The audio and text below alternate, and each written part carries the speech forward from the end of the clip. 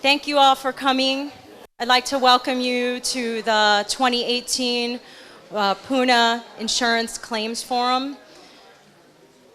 My name is Jill Rasnov. Some of you know me as Jill Wedgwood. I'm an attorney. I live here in Pune. I've lived here for a little more than a decade and about 2 decades in the state. And I'm really grateful to see you all. I'm sorry that I have to see you all under these circumstances, but we're here today to provide you with helpful, accurate, informative information, and I hope you receive it in that vein. We're not here, it's not a sales event. I want to make that clear. There's no insurance carriers here today. There are some attorneys here, but we're not here to give you legal advice. We're advocates, and we're here simply to give you information that will help you. I'd like to first say some mahalos to the folks who helped put this together. I'd first like to thank Robert Jocelyn of Hawaii Public Adjusters, who's behind me, and his amazing team. Robert contacted me 2 weeks ago. I attended a webinar training for attorneys on this insurance issue. And I asked a lot of questions because a lot of you folks were coming to me and asking me questions that I didn't have answers to. And Robert contacted me after that and said, how can we help? Can we come out there? And I said, sure. And within less than 2 weeks, his team organized this and came out here. They're from Maui, and they came all the way here to the Big Island to provide us this information. So I'm so incredibly grateful to them. And I'm going to try to be brief because we have a long program, but I do just want to tell you briefly what HPA, Hawaii Public Adjusters, is. They are the only state licensed firm physically located on any of the islands in the state. They are licensed and bonded professionals who are retained by policyholders, that's you, to assist in documenting, filing, and monitoring the progress of insurance claims. A public adjuster works for the person or group of people or a business that has sustained a loss. Public adjusters do not work for insurance companies. Let me say that again. Public adjusters do not work for insurance companies. They are governed by the state of Hawaii Insurance Division, and they work solely for you, the policyholders. They work to obtain the most equitable and prompt settlement possible. Next, I want to thank County Councilwoman Eileen O'Hara. I'm not sure where she's right behind me. Thank you so much. And her aide, Kendra Tidwell, is over there. And they were so helpful. When we asked for help, they jumped right up and said, we'll help. They provided this most awesome, accommodating venue for free. And they also provided a lot of support and publicity. And they are also live streaming from the office of Eileen O'Hara. They are live streaming this event. So if you need to leave, on Facebook, on the Office of Eileen O'Hara Facebook page. So if you need to leave or you have friends that can't watch or can't be here, you can text them and you can let them know. I next want to thank our state rep, Joy Sam Buenaventura. She couldn't be here today. She had to be on Oahu, but she too heeded the call and came to our support. She provided all the refreshments that are in the back. If you're thirsty, you need some juice or water or something to eat, feel free to get up, and right in the back there's some refreshments for you. And she also provided some publicity. Charlene Iboshi was our former county prosecutor. She's an attorney, and she's does a lot of work for the community, and she's just been incredibly supportive for this event, but also for this particular event. Bill Heflin, who's not here yet, he's on his way. He's a local attorney. He does personal injury and plaintiffs work in the insurance arena. So I want to thank him for his time and expertise in coming out here to give us some information. We also have Sandy Watts is here from United Policyholders. She's right here. She comes all the way from California.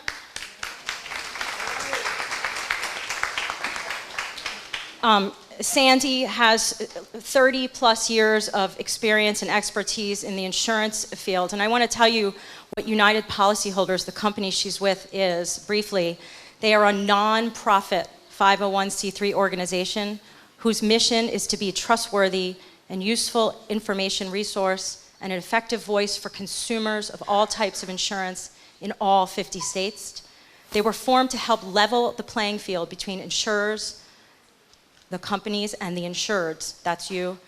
Donations, foundation grants, and volunteer labor support the organization's work. No insurance companies fund or underwrite their programs. None. United Policyholders has helped change laws in favor of consumers, exposed and corrected wrongdoing, and helped bring about successful claim settlements after fires, hurricanes, earthquakes, floods, business interruption losses, and disabling injuries and illnesses. And we are now going to hopefully include volcanic eruption and lava inundation in this list.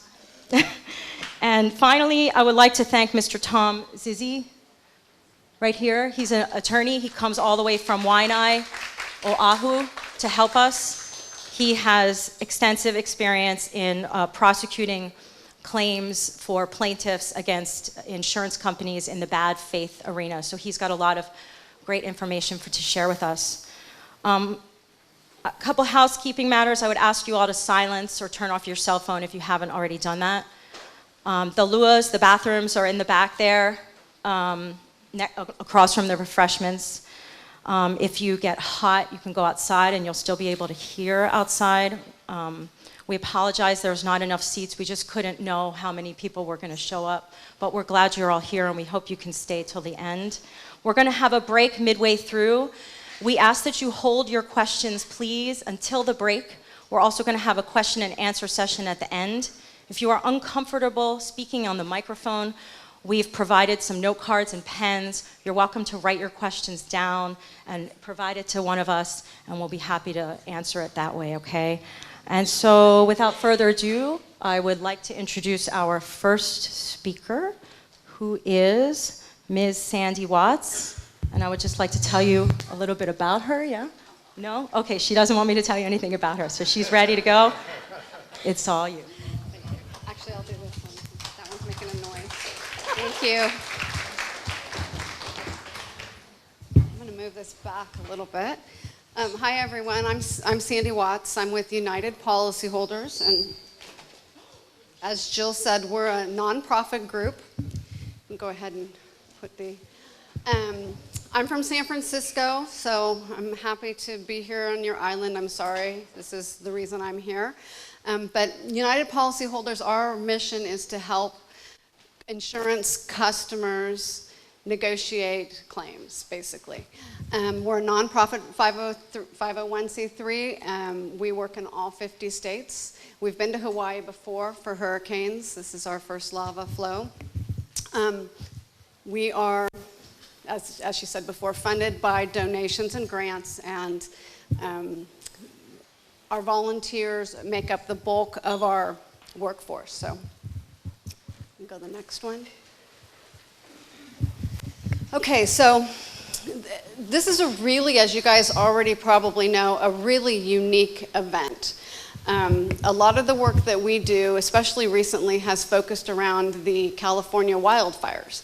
Pretty easy, it's not easy, but it's coverage-wise, insurance coverage-wise, it's an easier situation than what's going on here. So one of the things that we really want to focus on is that there's a wide variety of insurance policies among all you. You probably are already aware of that. And a lot of the policies are different. So you're gonna have, I've heard there's a lot of people insured with Lloyds, with the Hawaii insurance, I always forget the acronym, and then some of the major carriers as well. So each of those companies has a little bit different policy language. So it's really important as you go through your claims to really focus on your policy and not what you've heard from somebody else. Because if you heard, well, somebody else got this, even if it's the same company, it might not be the same coverage that you have. In a lot of cases, getting insurance coverage for these claims is going to be challenging, and so it's going to require a really systematic approach. So a lot of, it's a known risk. So these insurers have gone and they've kind of carved out damage. They've said, okay, lava is something that's going on here. And so there's a lot of policies that specifically exclude damage caused by lava. And now there's some, there's some that still have, that do have coverage. They have specific coverage. And there's sometimes when, in case-by-case basis, where an argument can be made for your specific coverage, if, say, you were expressly told that you had lava coverage and then ended up not having it. So that's a case-by-case basis. And then Robert's going to go into the policy information. I was an adjuster for State Farm for 25 years. So I've seen, a lot of these different things. I'm not personally really familiar with all of the Hawaii policies, so he's going to get into that. But there are some situations, and I'm sure a lot of you have heard about this already, where coverage might be triggered under your homeowner's policy, even if you don't have the lava coverage. And specifically, that's fire, and then damage from power outages, and then mandatory evacuation orders. And the next one. Okay, so this is sort of the main information on how to proceed with your claim. It's super overwhelming. I imagine a lot of you feel really overwhelmed right now, and maybe you've never had an insurance claim before, so we want to sort of just focus. It's a long process. It's a marathon and not a sprint, unfortunately. And what you want to really do is you want to focus on process and kind of remember that these contracts, they're contracts, so they're business things. And even though there's a really, really emotional side to this situation, it makes your insurance claim easier to try to separate those two things and try to kind of try as much as you can to keep the insurance claim in a super business-like thing. So focus on the claims process. First off, keep your family safe. Stay out of the areas. Obviously, you all know that, and find a temporary housing for your family. Take out what you can. If you're allowed back in your house, if they let you in for a while, take out what you can. You guys know all that. But one of the things you need to do is, regardless of whether you have coverage or not, keep track of everything. We recommend getting one of those accordion binders with the slots in it, and keep every single receipt. Have a slot for, food expenses. Have a slot for housing expenses. Have a slot for each different category. Keep it in there because, when you're starting out, you might not know whether your claim's going to be covered or not. And there's also things that you can do in the end, tax-wise and stuff as well. Take photos of everything.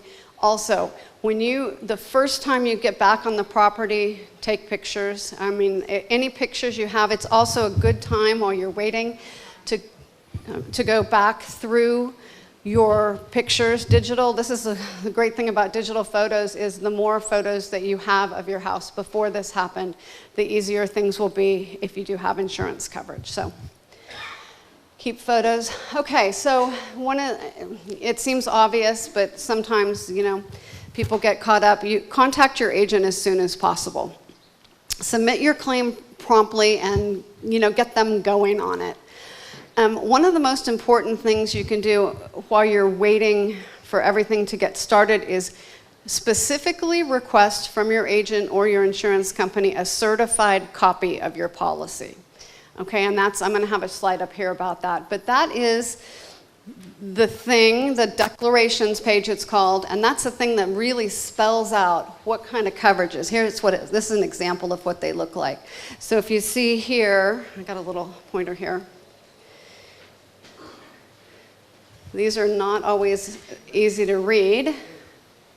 See right there? So this is your dwelling. So this is going to tell you just the basic coverage buckets that you have. This doesn't go into any of the exclusions, it doesn't go into any of the things, but it tells you, so this house, this is the dwelling, it's insured for $600,000. These are the other structures, so that's like carports, sheds, barns, things like that, $60,000. This is the personal property coverage there.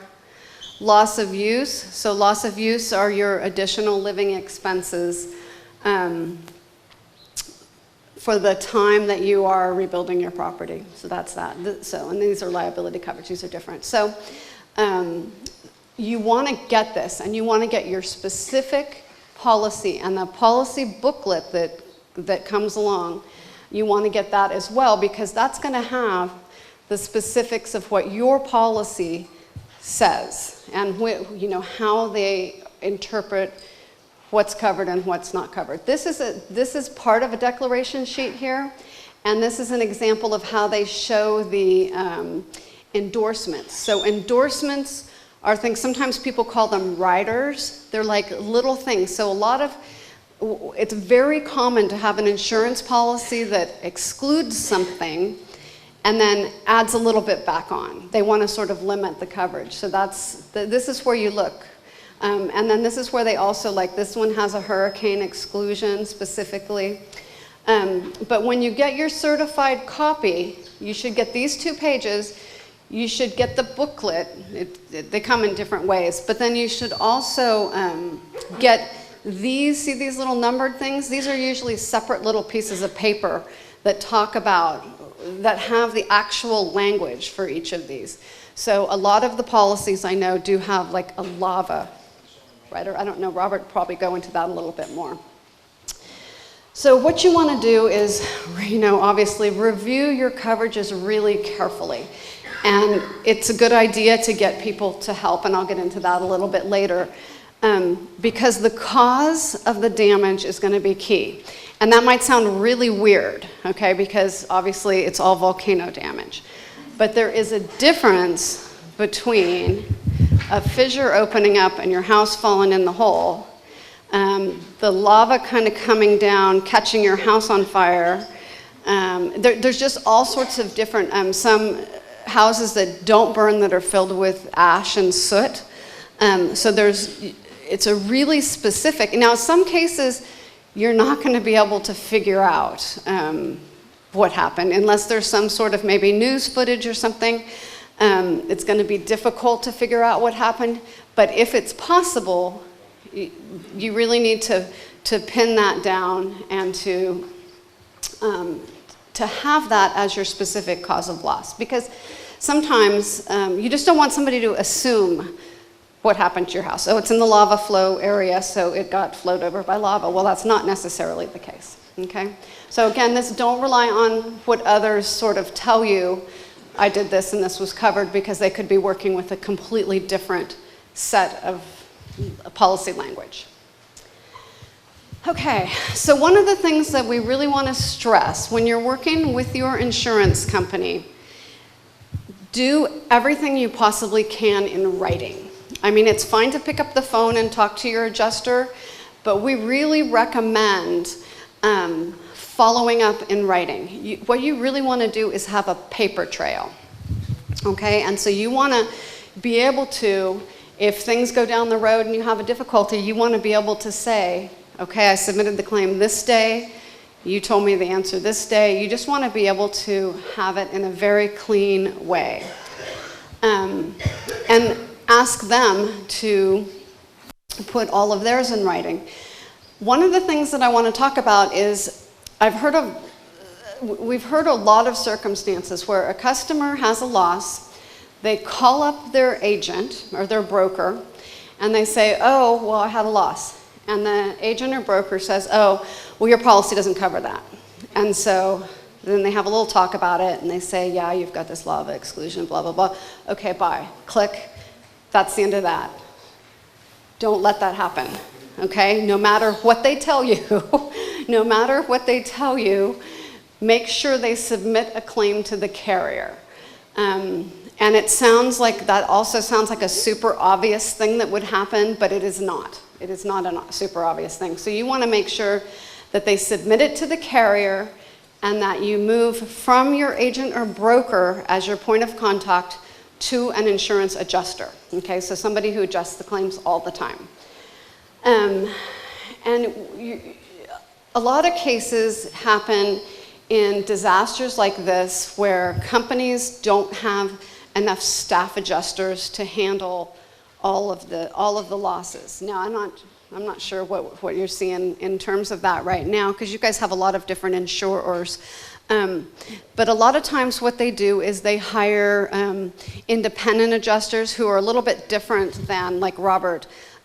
Independent adjusters are adjusters that are hired by the insurance company to adjust the claim. And so they'll come out and they'll, sort of figure out what you're go from there. So you want to make sure that you keep a paper trail of what's happening, because those people turn over quite a bit, okay? So they'll come out maybe for 4 weeks or 6 weeks, and they'll handle a bunch of claims, and then they'll be off to Texas or wherever they come from. So you don't want to reinvent the wheel with the next person that comes along, and it gets really frustrating. It gets really frustrating. So it's kind of good if you expect it up front. When you're writing to them, always confirm to them that you're willing to do what they need for you, but that you also need them to do for you. So tell them that you're cooperating. Be really specific on what you need, what it is you need. And also we have, by the way, I see people writing things down. We did this roadmap to recovery handout. So a lot of this stuff is in here, and then I'll go through later. We have some resources online as well, so you don't have to do too much of that. If they make you a promise and say, okay, I'm going to be back to you, I'm going to tell you in 2 weeks what's covered, make sure you hold them to that, okay? So if they promised you, if somebody says to you on the phone, I'll get back to you in 2 weeks, shoot them an email and say, okay, thanks for talking to me. I look forward to hearing from you in 2 weeks. And at the end of 2 weeks, if you hadn't heard from them, write them back and say, okay, I was expecting to hear from you. I'm ready for my answer now.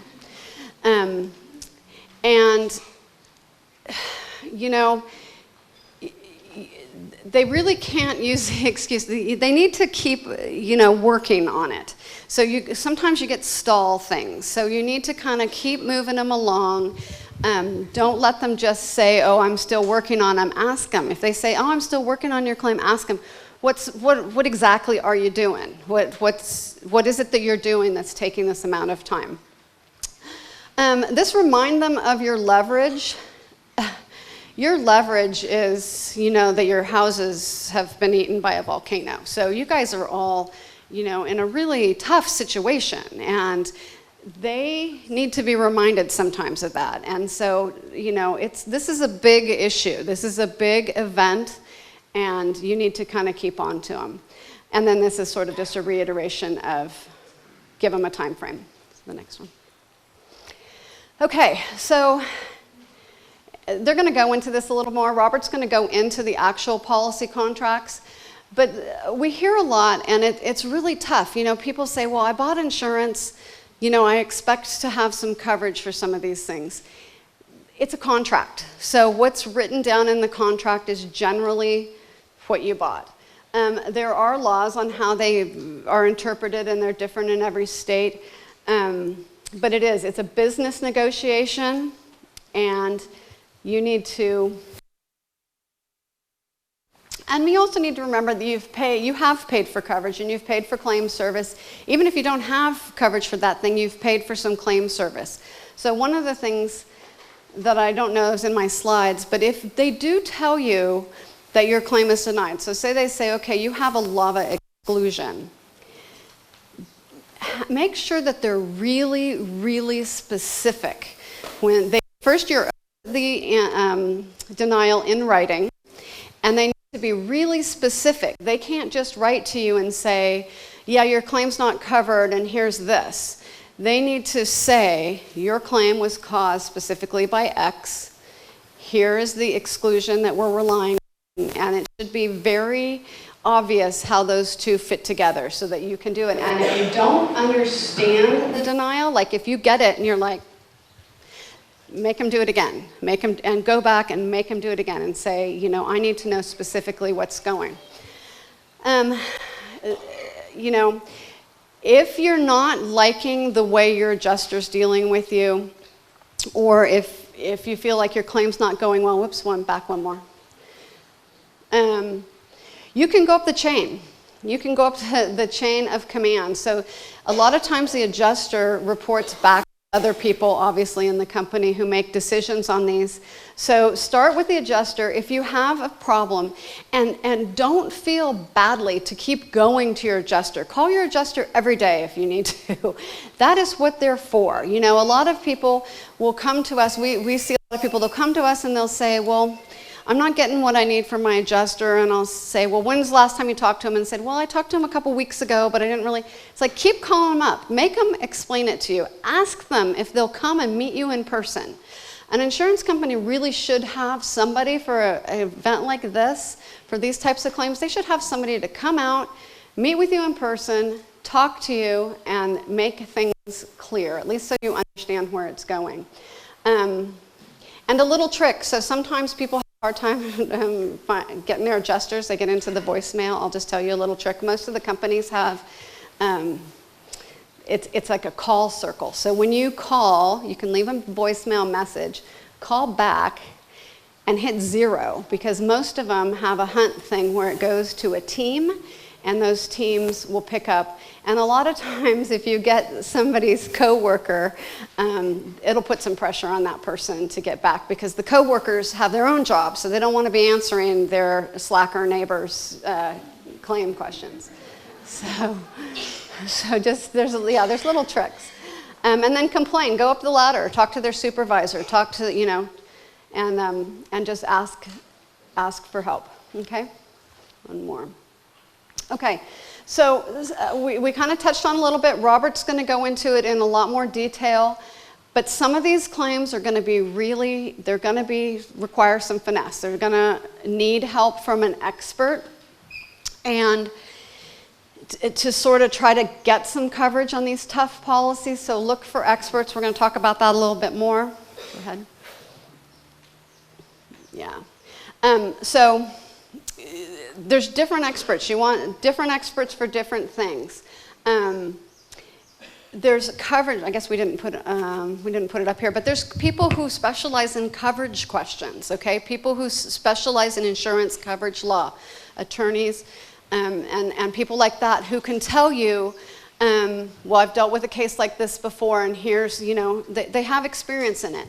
If your coverage is triggered, but it's a evaluation. So once you get coverage, then you have to negotiate the amount of your claim, which is a whole new thing for houses that don't exist. It's a big challenge.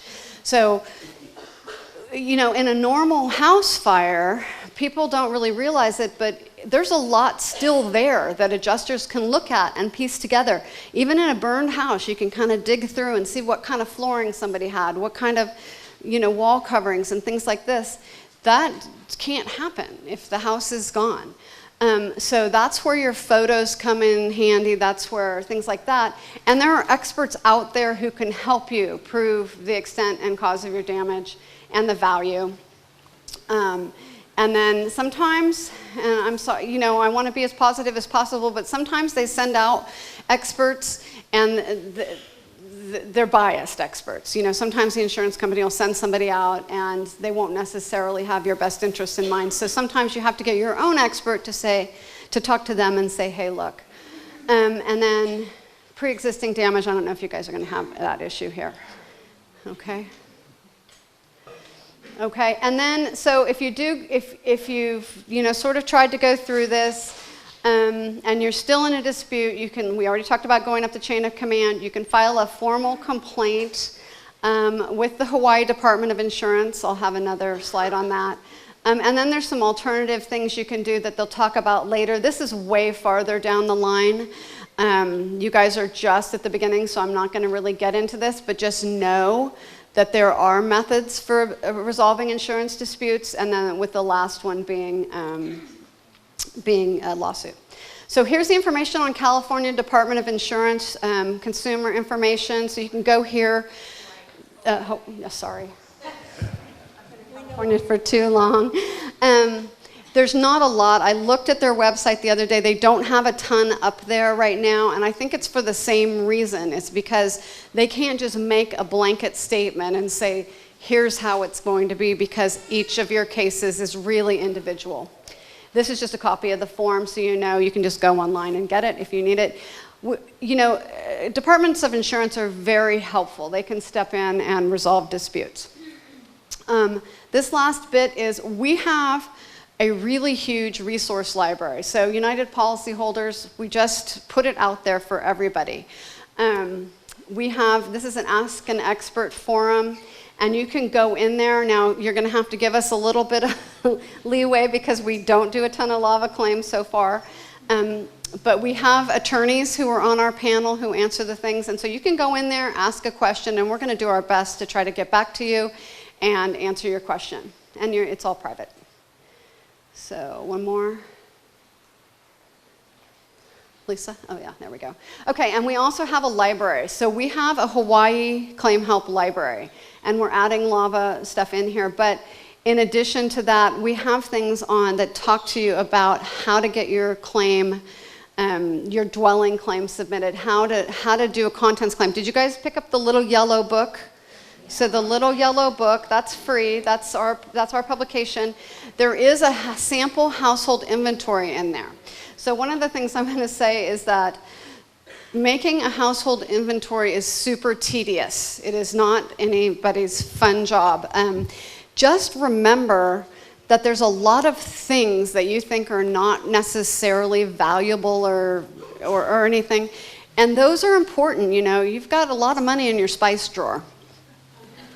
It's true, People don't even think about it, They don't think about it. So, and cosmetics and things like that. So there's some examples in that book. There's also examples online. We have I think you can download an inventory that has a sample so that you can go through and say, hey, wait, I had that. And just kind of helps you with that. They're also going to ask you, just so that you know, on the ones that are covered, they're going to ask you for an approximate age and condition. So we get a lot of questions on that through our website and at our workshops. It's how they value it. It's a necessary thing, and we just need to do that. We have guides for overcoming obstacles. We have guides for professional help.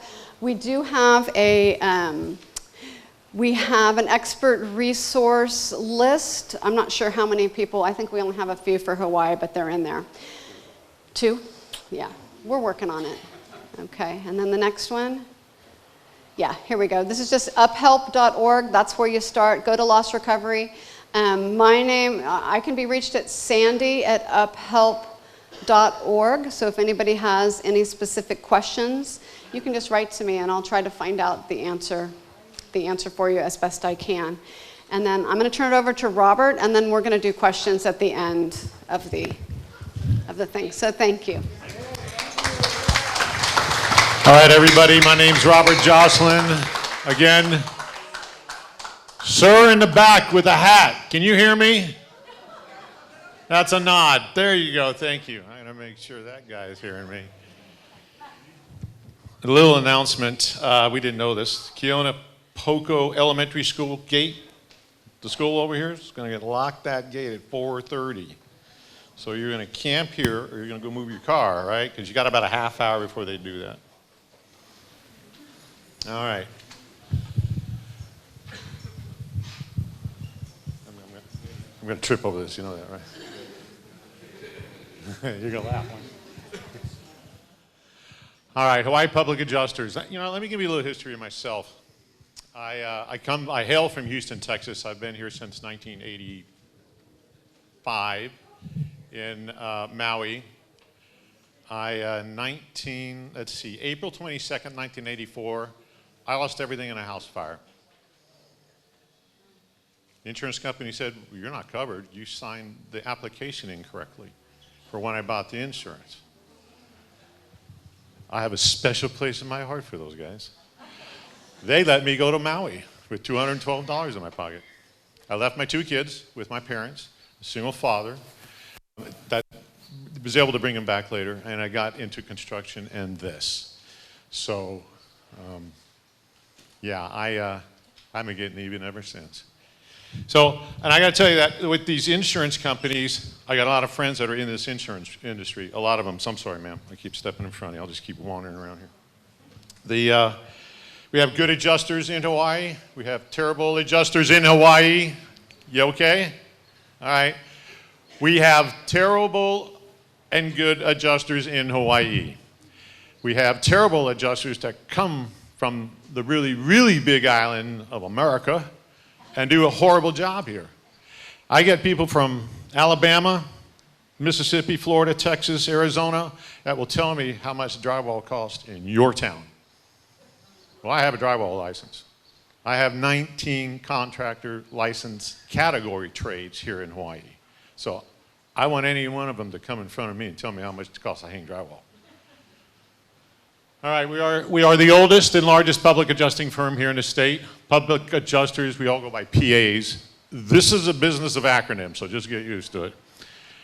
Volunteers for United Policyholders, and I am a Hawaii Emergency Management Agency's VOAD division. That is when something happens, the floods, things like that.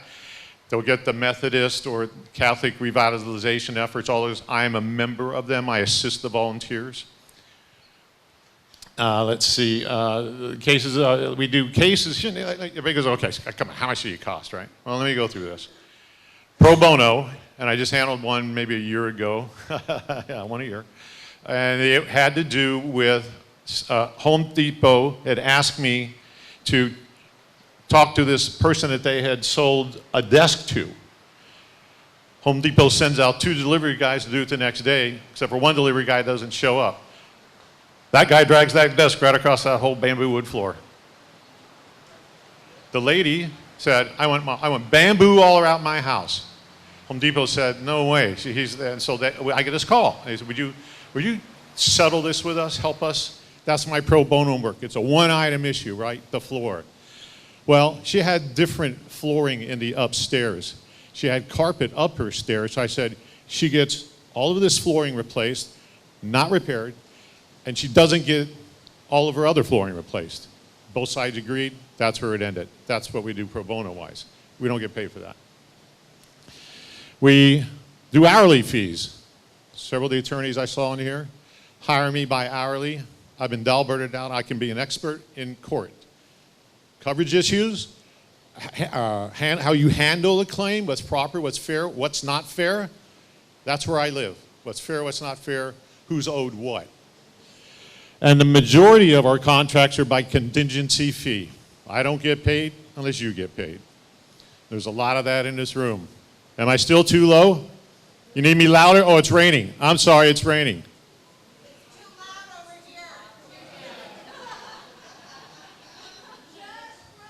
over here. Apparently Goldilocks is right in here, so I can't. All right, so I am Robert Jocelyn, the only CPPA out in Hawaii in the Central Pacific. I am a nationally certified number 93 as a certified professional public adjuster. I sit on the national boards. I do a lot of legislative work for you. I can't seem to get past somebody that's in that legislature right now, but I bet you after this I will. Lisa Jocelyn. In the Goldilocks area is Lisa Jocelyn, right there. My wife, she's operating the computer. Jimmy Lloyd, public adjuster. Jimmy, where you at, buddy? There he is at the door. PA. Vicky Habib. Vic, right here. She's our contents and documenters for personal property, which is known as contents. Personal property is contents. And Coral Behan, I'm left-handed. She's my right hand. Where's Coral? She's at the door. Coral is one of the first people you talk to when you call into the company. She starts making sure the paperwork's happening. The very first thing is an NDA, a non-disclosure agreement, because we want to know that you and I are talking and nobody else is in this conversation but you and I. No adjuster. I'm sorry, there's one other. If you have an attorney, we want to know about it because we'll work with them too. If not, let's just keep this a private conversation until we're done, right? Right? Loose lips sink ships. All right, what's my job? To prove the extent of damage, the cause of damage, the value of the damage, and I need to display this is a nice way to put this, the inappropriateness of adjusters.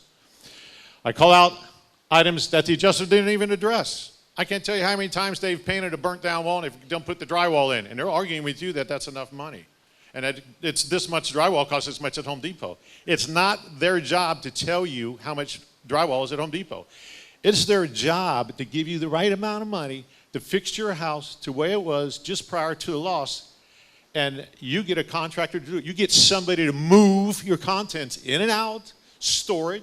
They put you in a place. These are all your HO3 type policies. I'll go through these policies when you drill them down. But that's their job. It's not your job to go pick up the contents, box it up, go put it in storage. That's not your job. But if you did it, I'm going to make them pay you. Why? Because that's the value of the loss, not the cost. All right. I also, we have to discredit certain biased carrier experts. There's a few experts that handle the policyholder side. I am one of them. They go get their guy. There's the argument. I have people that have never been an adjuster, that haven't have a contractor's license, and will argue with me whether the cabinet should be replaced. I'm like, that's just nuts. Like, here it is, it's bad. Yeah, it's got mold, we got a mold limit. No, you don't, you got water damage with mold on it. All those cabinets get replaced. I never have placed a single mold claim in the history of our company because it's water damage. You don't hit a sublimit of $10,000 if it's water damage. To disprove the pre-existing conditions, that's one of them. Wear and tear, how old was that roof? My God, that roof was 20 years old. That shows on the permit, so we're only going to give you this much for that old roof. I said, no. Every time they make that annual payment on that policy, it starts all over again. The only depreciation, the only thing they're allowed to do is during your time, your period, right, of that year. You don't go back to your 20 years and start again. Every year, they have a new agreement with you. They sell you another policy, and it all starts all over again. Don't let them depreciate down. I'll show you how you don't.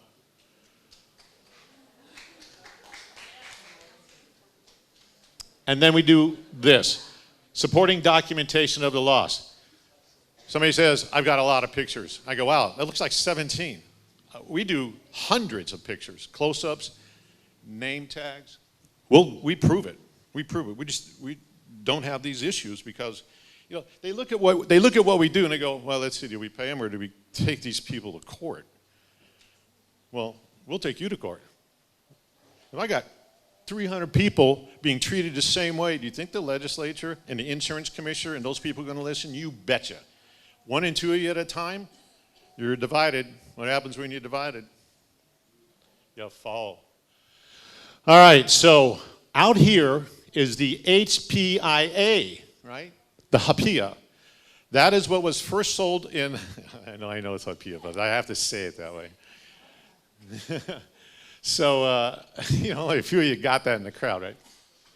All right, so I don't want to just sit here and read the screens to you, but essentially they were created because of the flow that happened in 91. So that flow in 91, they said, well, all the carriers said, well, we're not going to sell over there. What is insurance? What is insurance? Spreading that risk, and you do it across to keep you indemnified. Well, how do you do that? Well, you get a lot of people buying so that these few people, when they do have a fire, there's plenty of money in the till. And believe me, I know several insurance companies are making more than 60% a year in this state. 60% a year. What kind of returns are you getting on your money? Oh, come on. And they're going to get tight on us now? Not going to happen. So then Hurricane Iniki hits, and they say, well, anyway, we just got all these carriers to join in. Now we just beat them up with a hurricane. So then they said, we went out of this Hawaii market. We're not going to make any money here. Actually, we're not going to make a lot of money here, right? So they took the HPIAs and they made them lava and non-lava, right? Because Kauai was paying a higher rate when they got these carriers together and said, well, we're not going to make those people pay lava. So HPIA became a statewide. And what makes up HPIA? Here we go. HPIA is the FAIR Act, fair access to insurance requirements. Fairs are all over our nation. hurricane, hailstorm areas, a lot of the Gulf coastal states, some of them are earthquake-prone areas. The board is made up of an 8-4 membership blame. You got 8 of the carriers represented and 4 citizens that sit on that board. Everybody that sells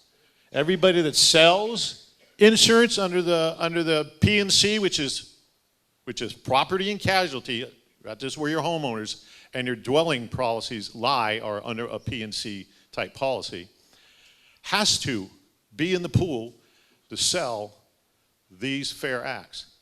If they want to say, well, we're just not going to sell there, they're going to say, yeah, so get out of the state. If you can't handle a couple of these, we don't want you in the state. We have a really good man in Gornito. He is our commissioner. You may not feel like it right now, but that guy has gone to bat for you in ways you don't know yet. He's told some of them, you just pay those claims. And they're saying, well, we got in our policy where we don't have to. And we say, well, we think you do have to. No. So that's going on. And that's the guy doing the arguing for you. He's not elected. He's appointed. And he's a good man. And we have a good insurance department. They're just not big enough. Something like this happens, I mean, it's like overwhelming the local hospital with a plane crash. It's just you can't get enough people. So bear with those people that are doing all they can. They watch our back, by the way. They're policyholder friendly. There are states that are not policyholder friendly. You're in one that is. All right, this is what you're here for. By the way, we're going to talk about some contract stuff here. You need to know this. You're going to go, this is ridiculous, if you haven't already. All right, we're going to have drill down on the DP and the HO2s. Dwelling policy, homeowner 2 policy. We're going to talk about the flesh grade level readability formula. This was the Journal of Applied Psychology, 1948. Flesh produced the readability formula. Now, this is interesting. This is, how well do you read? Do you read as good as him, as good as him? These are contracts of adhesion. They need to be read so that you, the consumer, understand them. These aren't between these are not between lawyers, thank you, attorneys. Hard to get that out of my mouth sometimes. Here's how you do it. Well, if you want to know how, you're going to push this button. Well, first thing you do is you calculate the average number of words used per sentence. And then you calculate the average number of syllables per those words. And you multiply that average number of words by 0.39 and add to the average simple numbers of others. Bam! I'm like, what? What? What was that? Do you read this, or you understand it, or do you not? Well, they had to figure out if people are understanding things. Back then, it came out, the Navy did another test. So, your insurance contracts have to have a certain readability. It's a 100-point scale. 100, see, Dick, run. Everybody get that? See, Dick, run is a 100. Our state is with, let's see, Arkansas, North Dakota, Ohio, Oklahoma, South Dakota, Tennessee. Okay, this is a fine group of states. We are at 40. You have to be, at the test quality, a university undergraduate to understand your insurance documents. Well, boy, do we feel stupid. No, you aren't. This state can change this. They can make it 70s like it is in other states. They can make it where you're a 10th grader and you can understand your insurance contract. We are one of these states. That's ridiculous.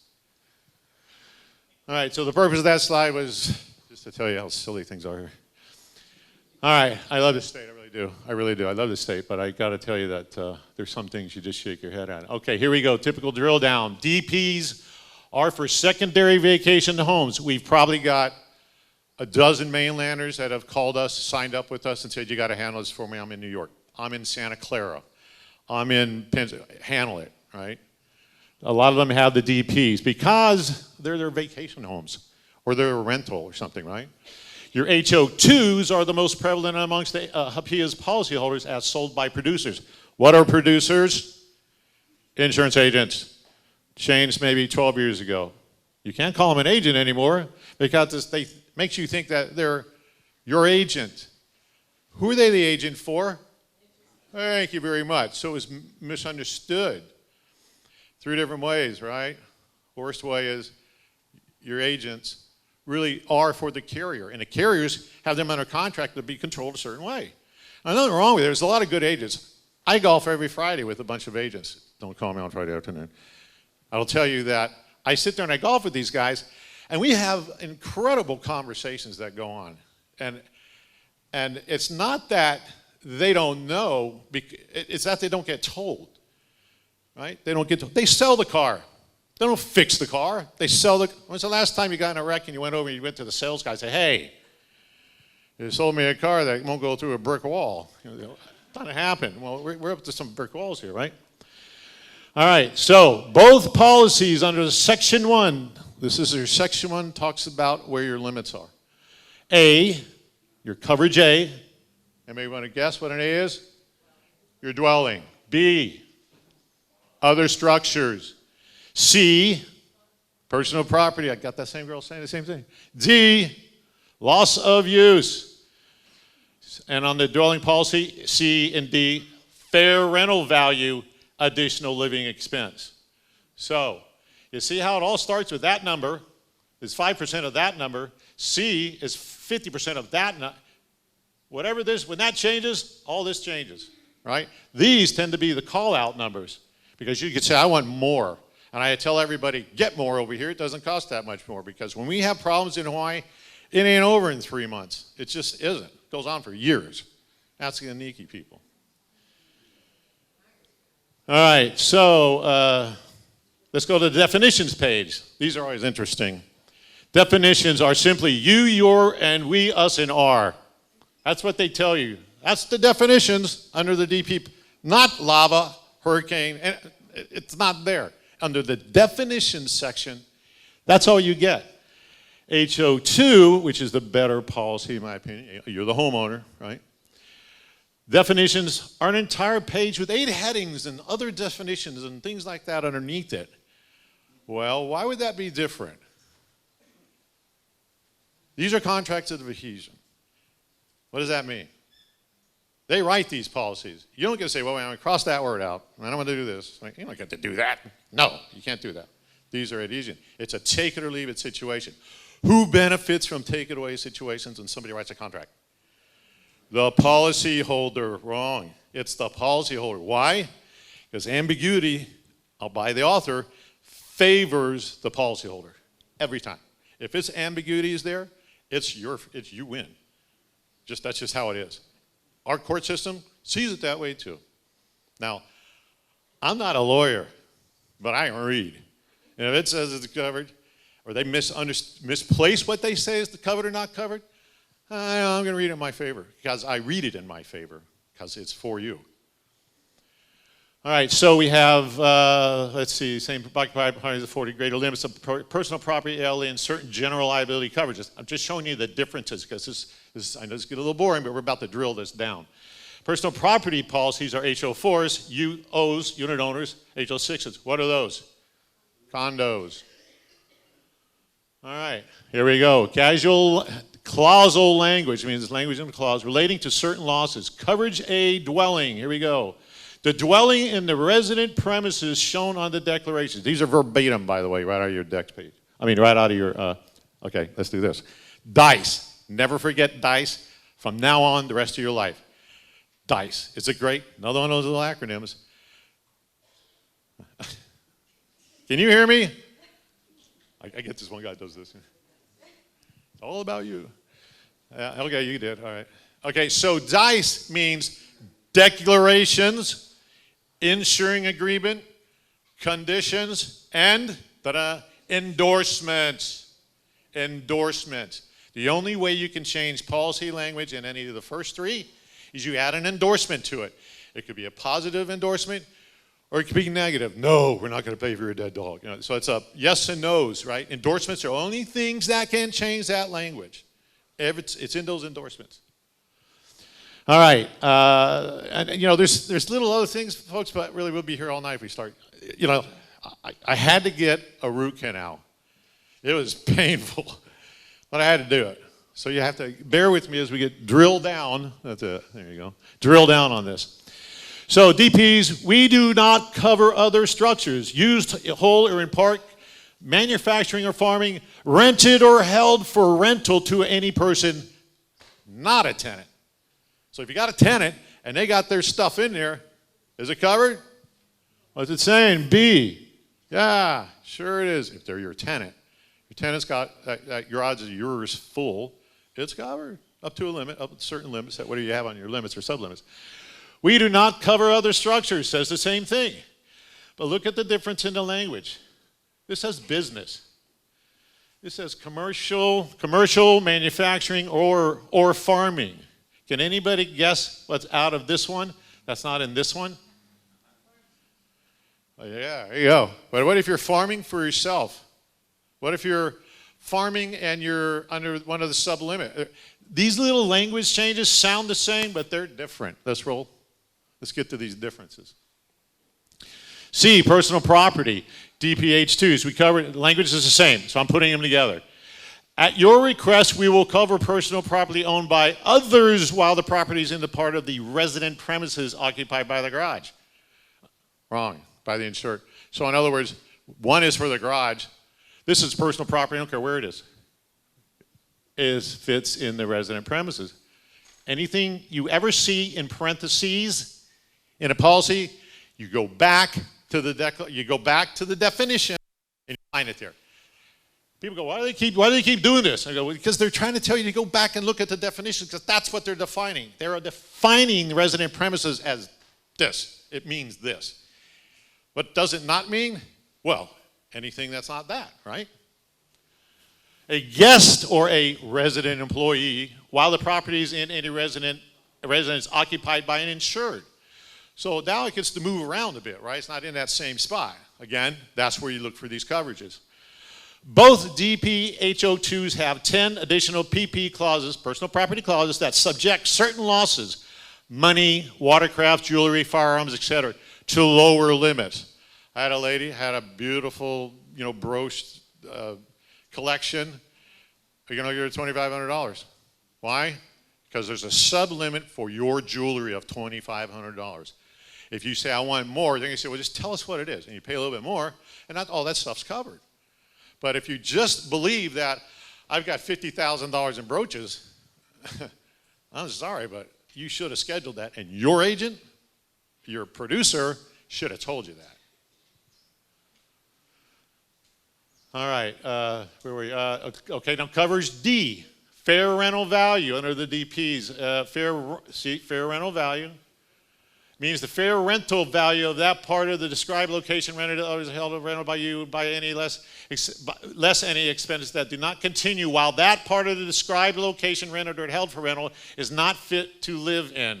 There, how is that for a readability of 40? Come on. What's that saying? And this is what most of you may not think about. If you're leasing out your DP property for $1,000, what is the fair rental value? What is it? No. If your neighborhood's renting them out for $1,800, it's $1,800. Don't think that the lease determines the market, right? The rental value does not. Causal language, same thing. DP if described in A, B, or C by a peril insured against, you're going to see this quite a bit, a peril insured against, we cover additional living expenses.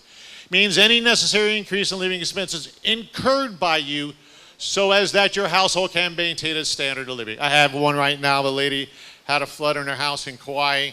We're having an argument and through an appraisal, and it's like, she's got herself and her dog, and it's got 5 bedrooms. I said, and? You didn't insure that? Yeah, of course they did. But they're trying to say, we're just going to get her a small little place over in a condo. We don't need to spend that kind of money. I said, just breach that right now. Just go ahead and breach that, and we'll see you down the road. In the meantime, she got her 5-bedroom house, by the way. So I don't like these. Go back one.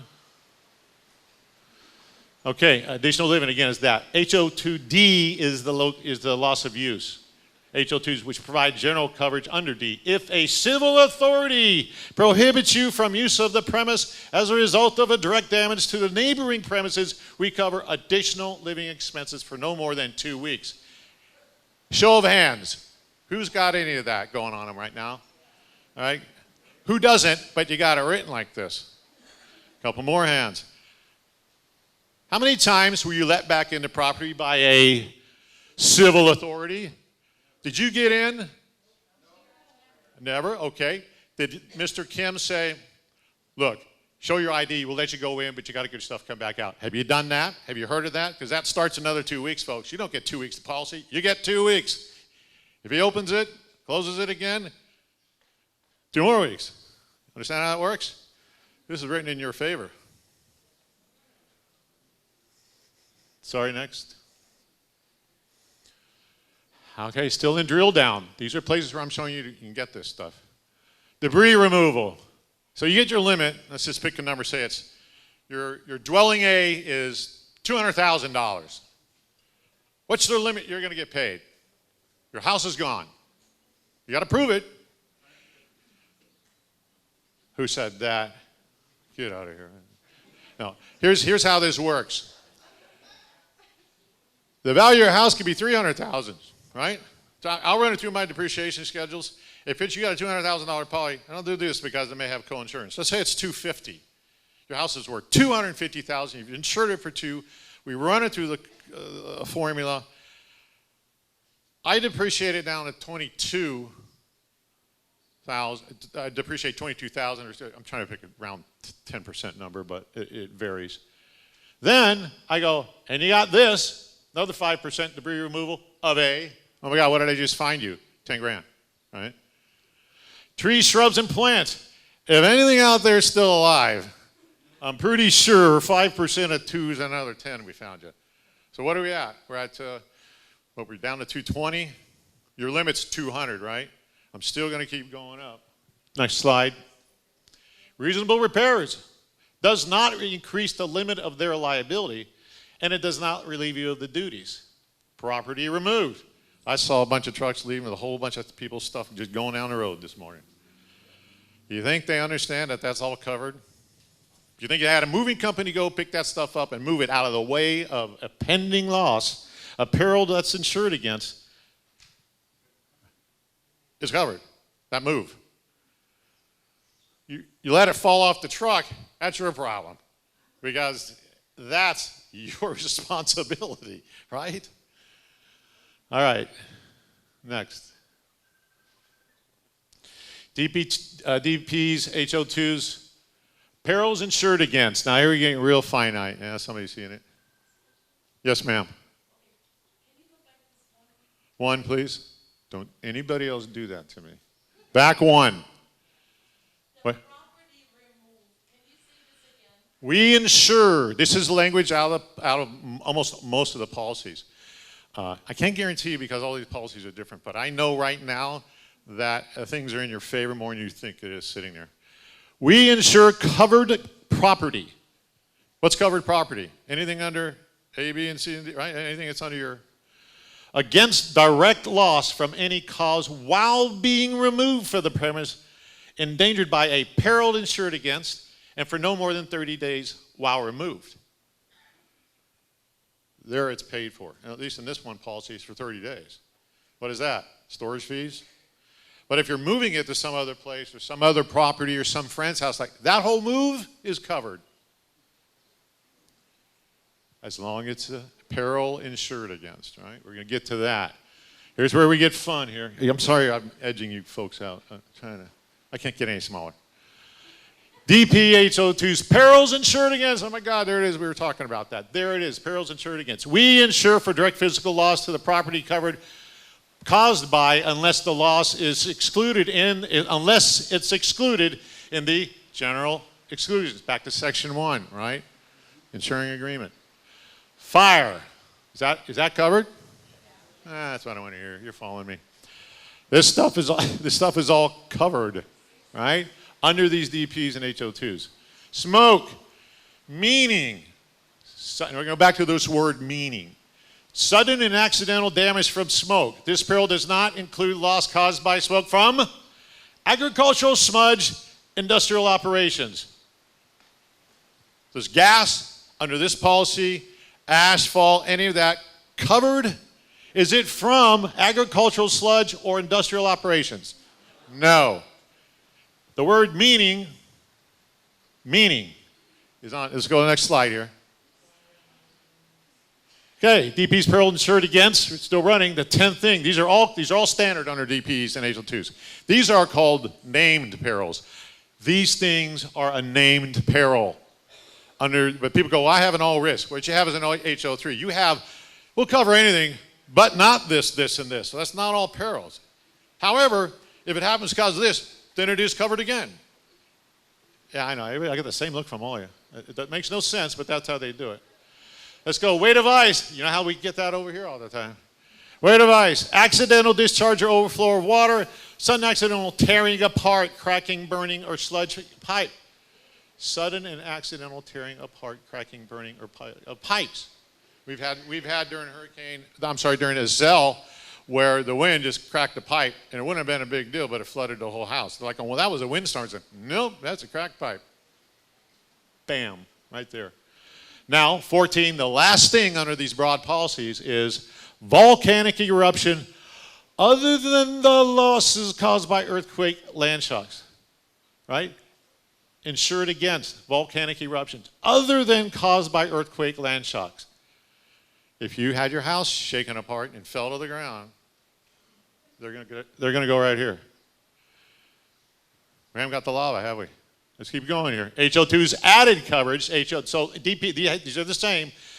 HO2's add 15 and 16. Freezing. Get a lot of that down here in Puna. Like right now, the sonic. Turn it on, please. Sudden accidental damage from artificially generated electric currents. What is that? It's a generator. Artificially generated electric current. Why? Because what happens is people get in their houses, they're like this, they don't have any power, and Billy electrician takes a 10K generator and hooks it up to their house and gets it wrong and it fries it. If you have an HO2 versus a DP, you're covered. All that electronics, all that wiring, all gets replaced. Next slide. All right, this is my favorite slide. DPs, HO2s, general exclusions, ordinance and law. What is that? Ordinance and law. The county says you got to put water heaters in. I got to put water heaters in. Yeah, you got to put solar panels in. It happened in Maui.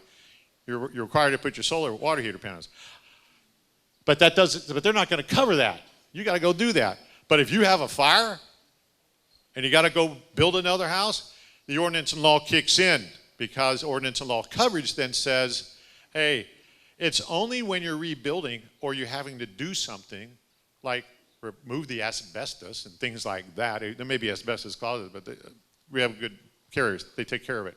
Just remember that these ordinance and laws are because of something happening that had nothing to do with the government, meaning they make a rule, all new remodels, anything more than 50%, a lot of those kind of rules. If they say you need this, you need to upgrade your electric, I'm the electrical inspector, the house gets rewired.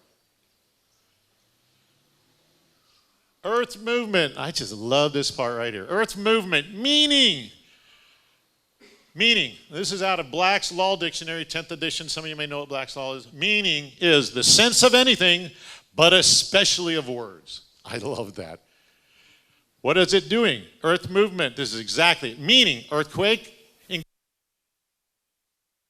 during, after volcanic eruption, landslides, mine subsidence, mud flows, fire, unless was directly caused by fire, explosion, breakage of glass, and ensues, so direct loss by this ensues, and then we will.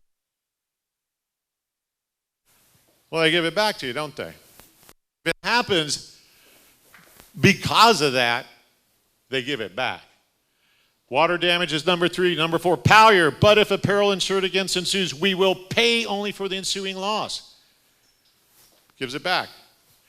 Just look for that word, guys. Meaning.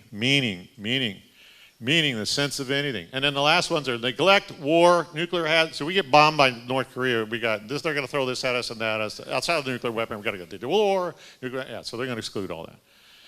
Earth movement does not mean lava flow, magma, DP, and HO2 policies, folks. There is coverage right there. Got it? If you have a FAIR Act, you go right here. Earth movement, it does not mean that because this is all that means. That's how you drill down your policy. You start here, and then you go to the next thing, go to the next thing, you just keep drilling it down, you keep looking. Don't thumb through them, right? Because you got to go this, and then you go to this, and then you go to this, and then you get right here. Oh, I'm covered. Okay? Everybody get that, drilling down? I think I'm at the end here of mine, but I don't remember if I'm at the end.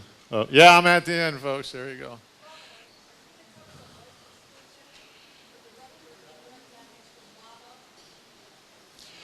We have, if you have signed it, the question was, okay, we're on break, okay? We're on break. But for 15 minutes, I'm going to be up here. Yes, ma'am. Are you Judy? You Judy Moa? You look like Judy. How you doing, Judy? This is one of the adjusters here in Hilo. How you doing, Judy? Can we get her a mic?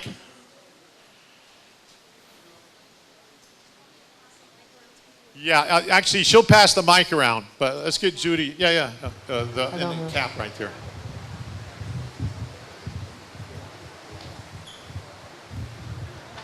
Judy Moe is one of your local insurance adjusters here. Lives in this district, this area. Can you hear me? There we go. We hear you, Judy. Sorry. Go ahead. I had 4 statements I wanted to make, and then I have 2 questions for you, Robert. But first and foremost... Well, let's start with questions. Okay, but first and foremost, we need to recognize this is a very serious event. This is no laughing matter. So in terms of that, I'd like all of you to please give a moment for those people that have lost everything and those people that are displaced. So please, just a moment. All right, everybody, please.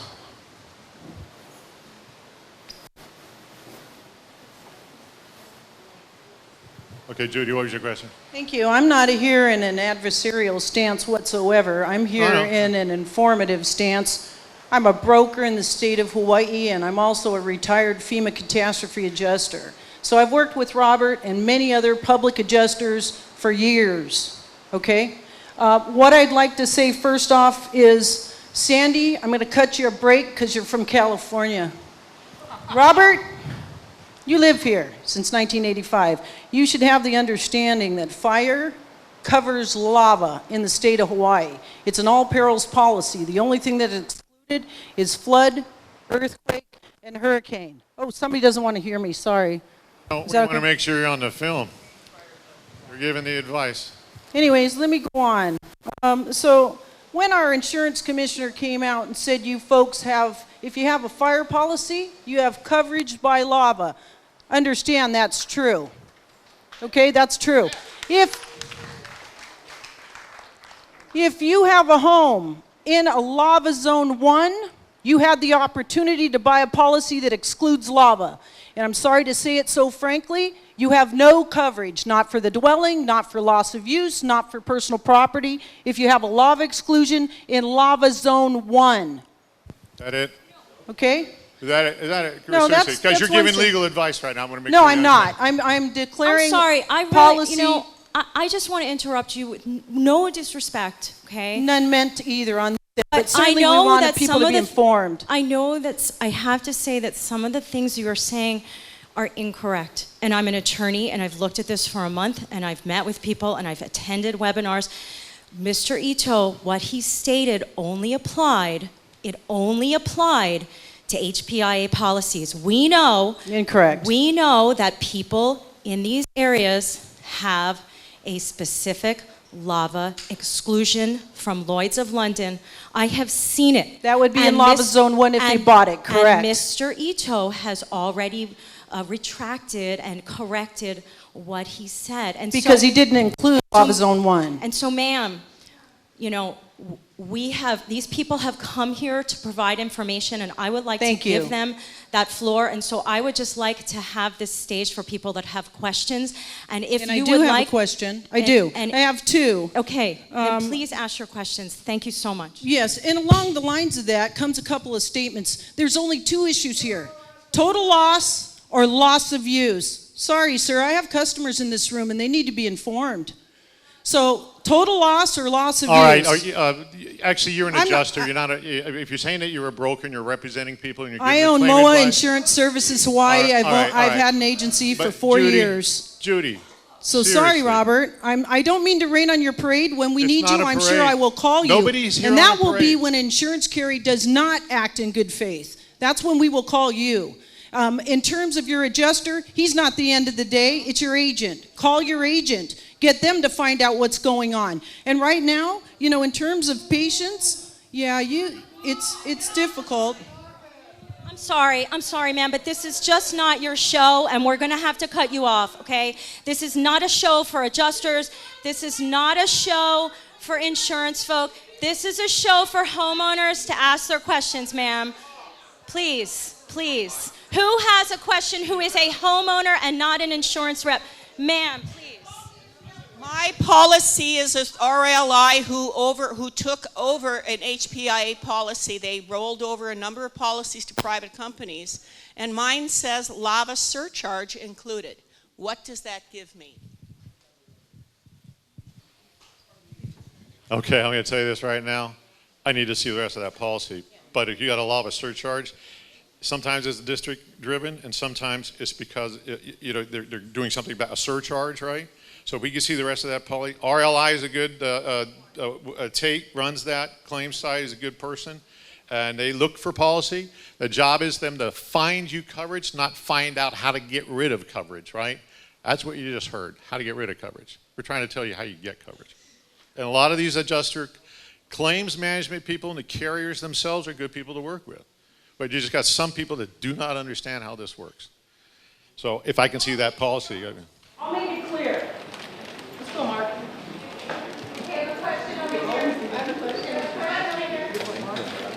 She's been patient. Can we get to... Hi, you said I lost my house in Leilani and I have Lloyds. And I've gotten some really bad information. I talked to the governor, and he got me in touch with an insurance investigator, and she told me that Lloyds is not licensed to sell insurance in the state of Hawaii, and they don't have to follow any laws. The governor's, I met him at the meeting, and he said he was going to look into it with the Attorney General. I haven't heard back from him. Do you know anything about this? Because they're trying to not pay me any loss of use, any contents. They're trying to take a $90,000 depreciation going on the house for a year. Do you notice that? all I can tell you is that Lloyds has risen to the top of the brewer's bubble here. It's you've probably got 6 to 8 people we've heard from on this issue, and that issue is we're not going to cover lava. Right? That's just that. And so I've yet to get, we have somebody now, Lisa sending one from up on the ridge is sending us that Lloyds, because it's like if you give me a piece of paper, you see how I drill down? I find it, I see what's excluded, and now I look for the definition of lava. I want to see if that is defined. I'm saying I would need to see the full policy. I mean, and that's, I'm sure everybody brought a policy, but try and drill it down a bit and then give us a call, because I can go so far, but that's so specific I can't. But if you've signed it and you said Lloyds is mine, we're putting all together is what we're doing. So we can get this defined correctly. And like I said, I can show you how to drill it down. But you can imagine, you've got there's an RLI here, there's by Pyramid. Yeah. Well, Lloyds, I was talking about everybody that sells that. Lloyds is, okay, so what you have is mainland companies. So we're local, right? Foreign is the United States. I know that sounds weird, but that's how it's defined. Lloyds of London is alien. Doesn't that fit? Lloyds of London is alien because they are beyond the United States. So if there's coverage that we find, I want them to stand with one of our great attorneys in front, or one of your great attorneys, in front of a Puna jury and explain it. Because nothing goes to the court around here that we don't think got to go. We say, no, you don't have it. But we can't be the ones giving you that advice. We're public adjusters. But we can get real damn close.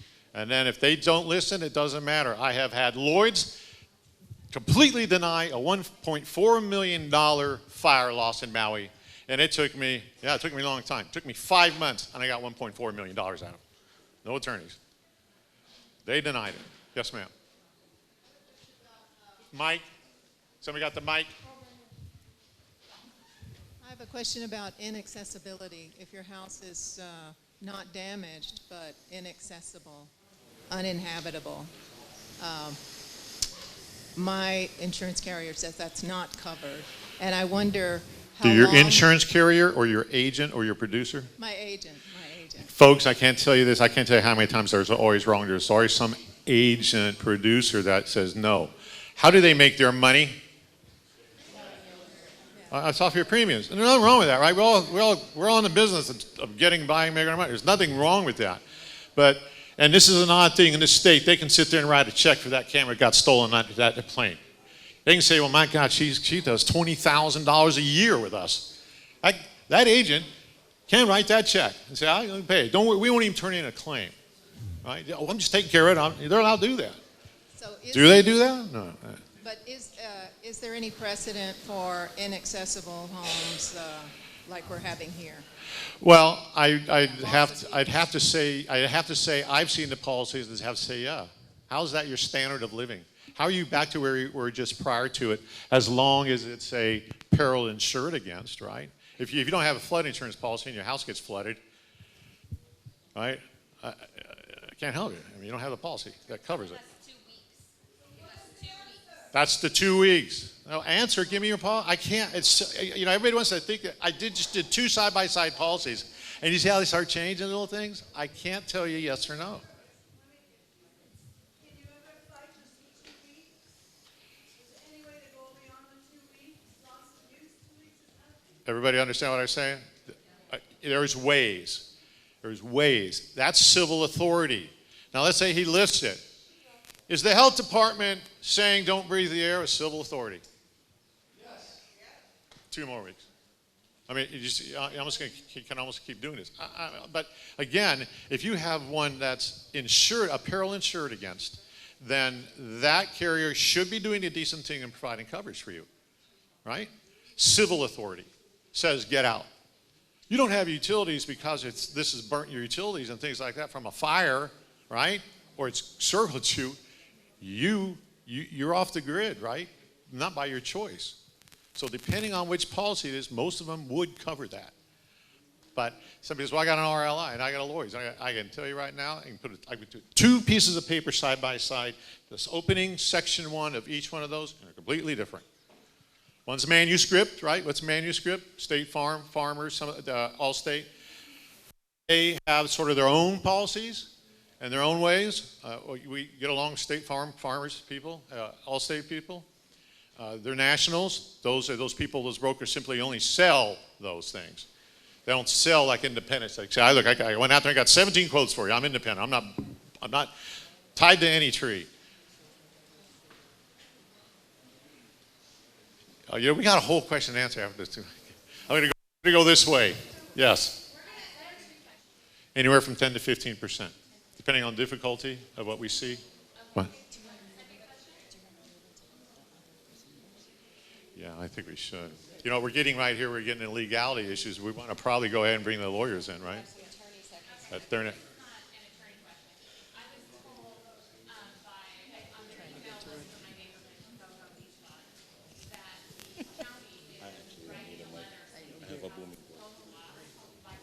Yes, I have 2 of those letters in my possession. That sure seems like a pretty higher authority, and put that in front of an attorney, I'm pretty sure they're going to say, I don't see law on that letter. And it's the county saying that. 2 of them, both of them are from the mainland. Yes? Who does the certification? I'm sorry? For the certification Well, when we get hired, we immediately give them notice that we are in charge of this loss. You have a claim. It's not their claim. So you're going to be making a claim. And if you haven't made a claim, you just write them and you do this to your agent, the producer. It's under HRS 431-226. It says, notify your producer. They must give you a written copy of the certified policy. I've had to, and they can do it electronically or they got to do it within 14 days, right? You want that. And why? Because the agent leaves stuff out. And they get in there and I go, I'm looking at all these forms here. I'm looking for 27 forms listed, endorsements that change this policy. You gave me none. Well, they don't matter. Yeah, all right, that's right. I'm sorry, you're an agent. I forgot. Yeah. Aloha. I just wanted to thank you very much for what you're doing. I know it's difficult. Thank you. Thank you. God bless you and aloha. But I have both a home, my residence, which is right near Fisher number 8 in Malama Street.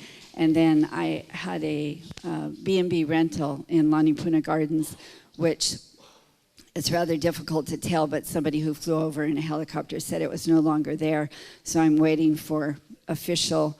But what kind of shocked me, and I'd never heard it before, was when I called my agent. I believe he's just an agent. He sells for different companies. The one in Lanipuna Gardens was covered by Lloyds of London, and it was a rental, a B&B. And he asked me how much was the rental income. Well, I was thinking gross, because I can just look on Airbnb and see what came in, but that's not, net. Anyway, so I gave a figure, and he says, oh, you're really underinsured.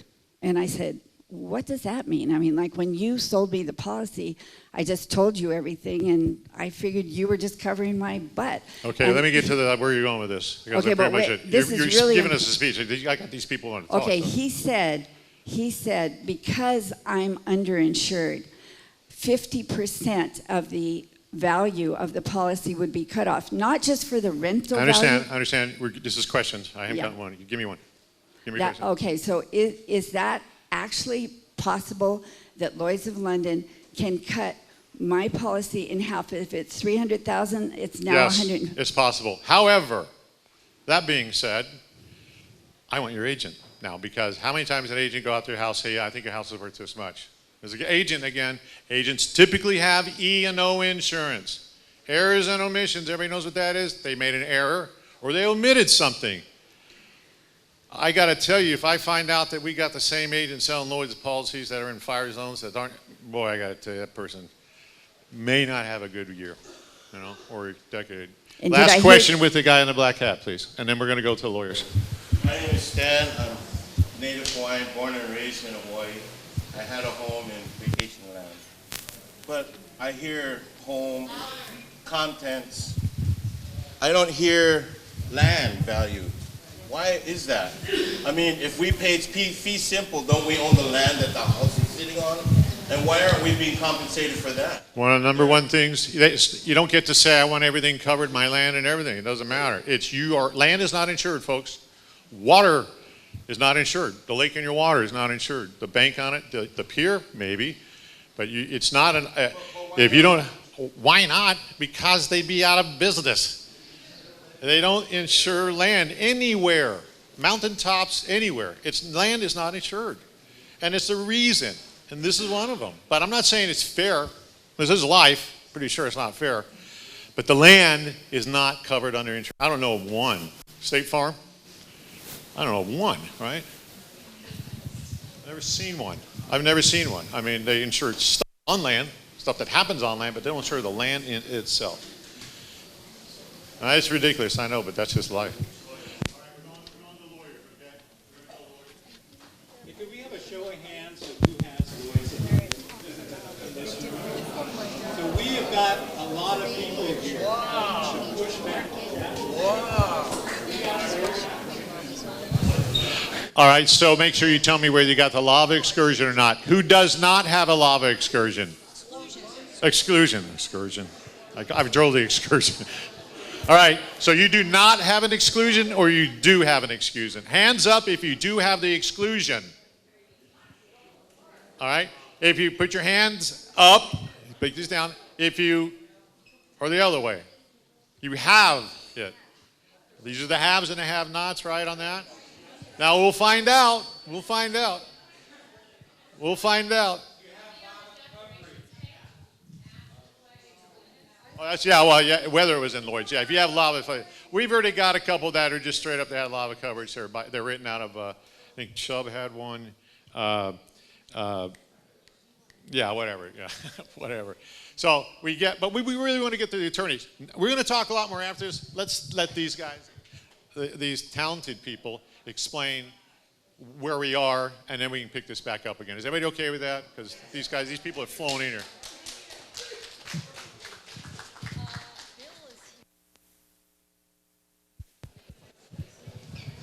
Hi, can everybody hear me? Okay. Hi, so my name is Bill Heflin. I am an attorney here in Hilo. I do personal injury law. So this is kind of a little bit outside of my area. However, I am here to talk to you a little bit about submitting a claim, how the process works, and if you're not able to resolve that claim through the claim process, what are your alternatives? So for the purpose of this conversation, for the purposes of this conversation, I'm going to assume, well, we're going to assume that you have coverage. All the issues that we have about whether things are covered or not doesn't have anything to do with what I'm about to talk to you.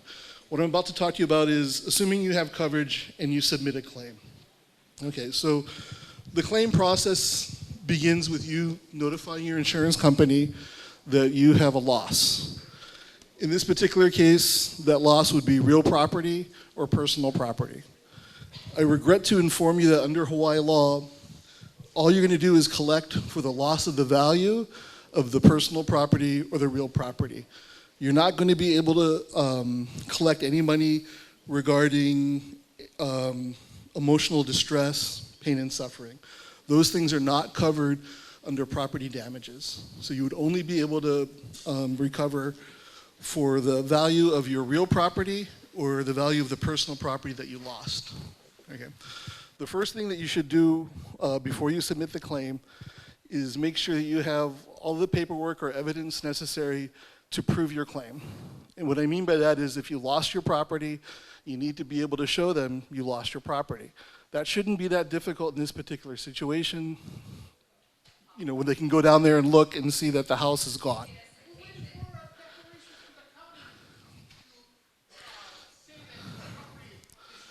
Okay. Yeah, so we're going to do some questions later. Right now we're just talking about submitting the claim. Some of the things that you're talking about there I think will also be addressed by the next speaker when it comes to bad faith denials. Okay. Right now we're just talking about submitting the claim. Okay. When you submit the claim, you need to prove that your real property has been lost. You need to prove what the value of your real property is. To do that, you probably should consult with a licensed appraiser. Thank you if that's the right word. You know, some people try to just submit things like on your county tax records. I think you all know that your county tax records are slightly below the actual value. So if you're talking to the insurance company and saying, hey, I lost my house, and they go, oh, the tax value is $200,000, here's $200,000. We all know that's not right, okay? Your real property value is almost certainly more than that. You need to consult with a licensed adjuster. Regarding your personal property, the first thing you do should make an inventory of all the personal property you lost. Just sit there and write down every single thing that you've lost, your clothing, your appliances, all of those things. Okay. After you do all of that, your next question is going to be, how do I prove I lost all of those things? Okay. This could sometimes be a problem. Some people, and I'm not one of them, are very organized and they've taken photographs and they've pre-done all these inventories and they've got estimates for all of their jewelry. Great. If you're not one of those people and you're like me, you're going to have to go back Luckily, I think most of us do a lot of purchases with our credit cards.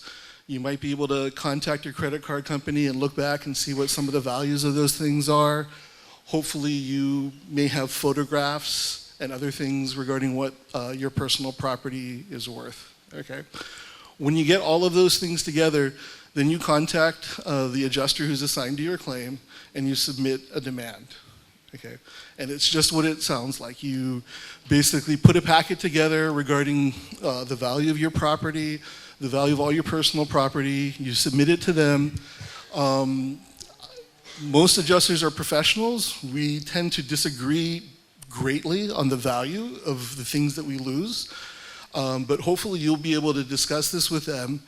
Hopefully they'll be able to give you the amount that you deserve, okay? So let's move on from that and talk about what happens if you have a dispute, okay? So obviously I have not read all of your insurance policies, but I'm 99.99% sure they contain a clause called an arbitration clause. The hundreds of insurance policies I've reviewed over the years always have an arbitration clause. So what is arbitration? Arbitration is an adversarial process, kind of like going to court, but it's a little bit abbreviated. Instead of having a judge make a decision, you're going to have a neutral arbitrator sit there and evaluate both sides. Like, this is what I think I deserve. Here's all the receipts. Here's everything. These are all the things I've lost. The insurance company may come in and say, yeah, we don't think you had that. We disagree on the value of this, okay? And at the end of the day, the arbitrator will make the decision. If you go to arbitration, it's possible to represent yourself. I would think that's probably not in your best interest. So you probably should try to consult with an attorney. Unfortunately, my office doesn't do that. We just do personal injury, but there are people who do arbitration regarding property loss. I do know that there are also the public adjusters who might be a resource. If you do represent yourself, which I do not recommend, there are some other resources in the community that you could look out to. I don't know if any of you have tried or been there yet. We do have a Hilo self-help center at the courthouse. They're open on Tuesdays and Fridays from 11:15 to 12:45. It's first come, first served. There's no reservations. It's staffed by volunteer attorneys. Some of the attorneys will be familiar with some of the questions that you have and will give you the best information they can to help you. Some of the attorneys may not be so familiar with your areas of concern, so you probably would have to come back again. But that's the basic process you have submitting of a claim.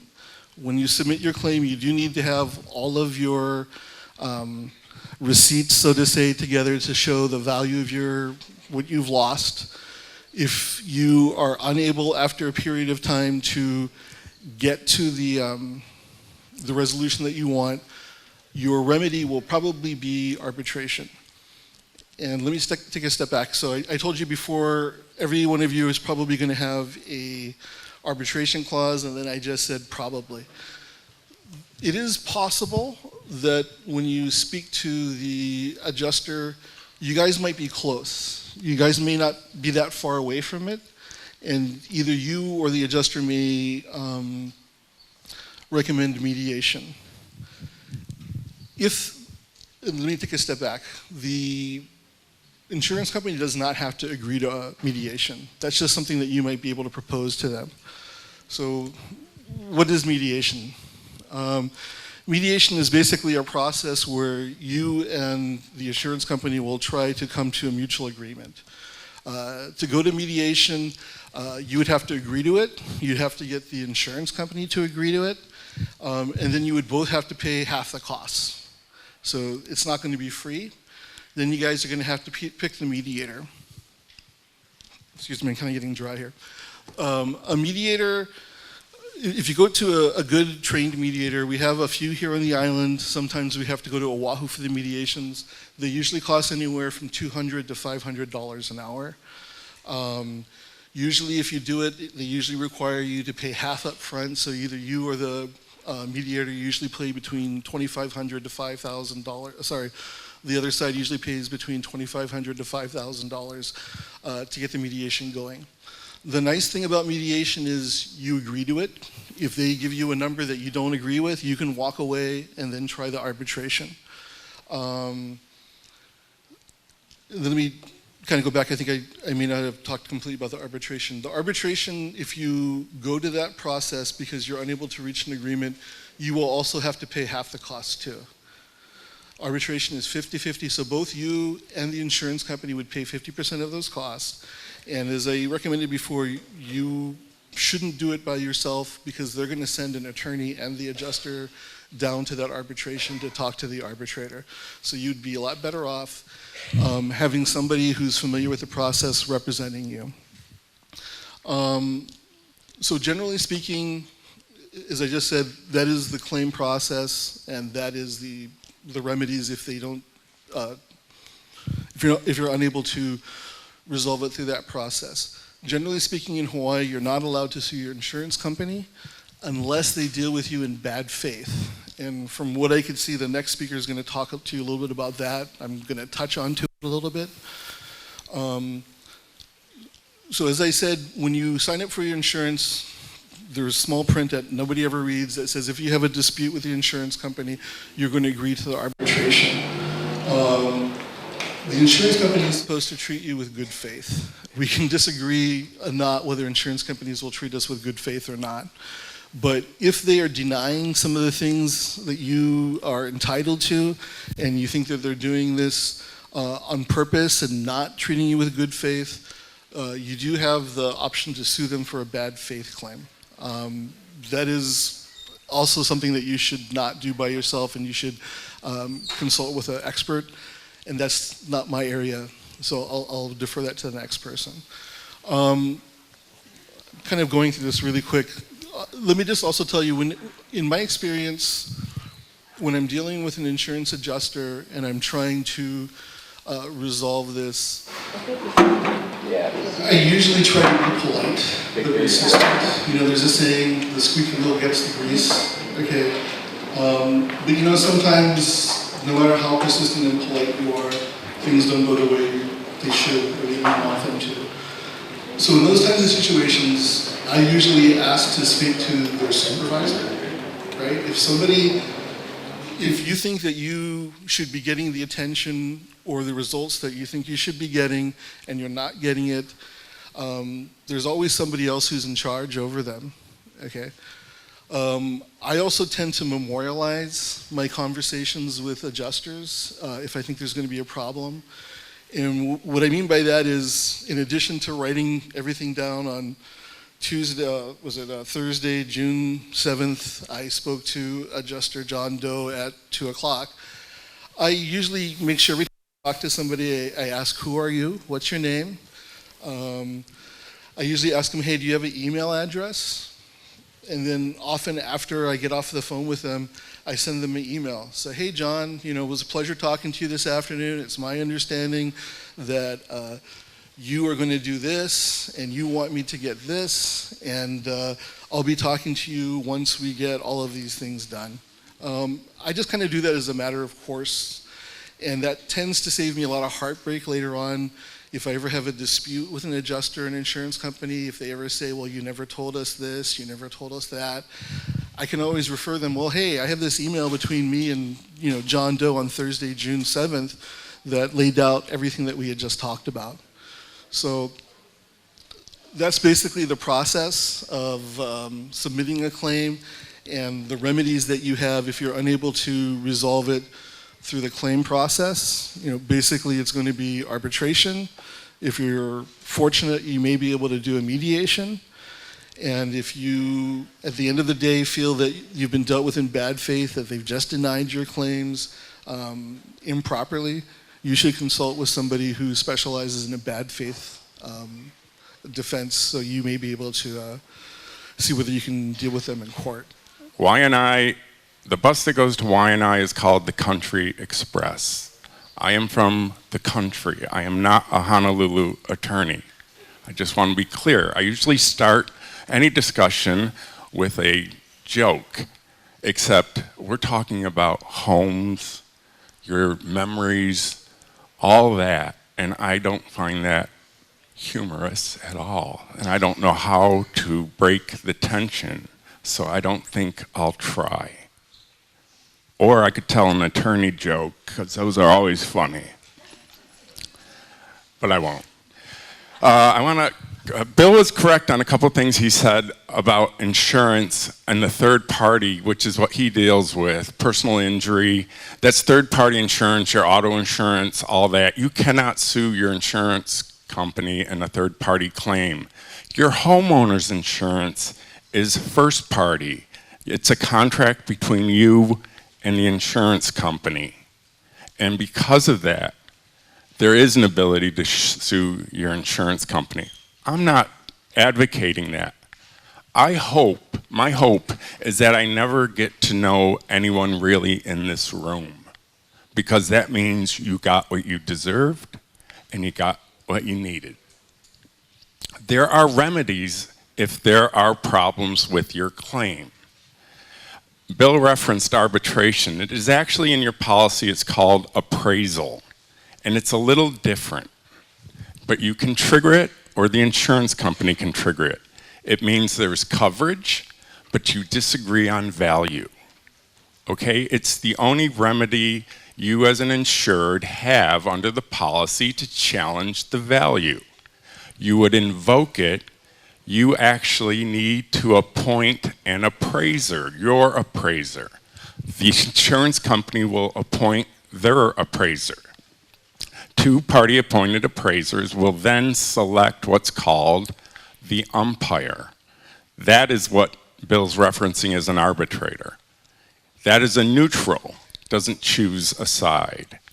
The two appraisers attempt to settle the value of the claim. If they do, fine, umpire's not needed. If they can't, they then turn to the umpire, and whatever differences they have, the umpire will then decide. It takes 2 out of 3 people to agree on a value to set the amount of loss on your claim. That is what Bill referenced as the arbitration provision. It is the appraisal provision, but Hawaii treats it like arbitration. There's a statute that governs it and the rules. I hope none of you have to get involved with that.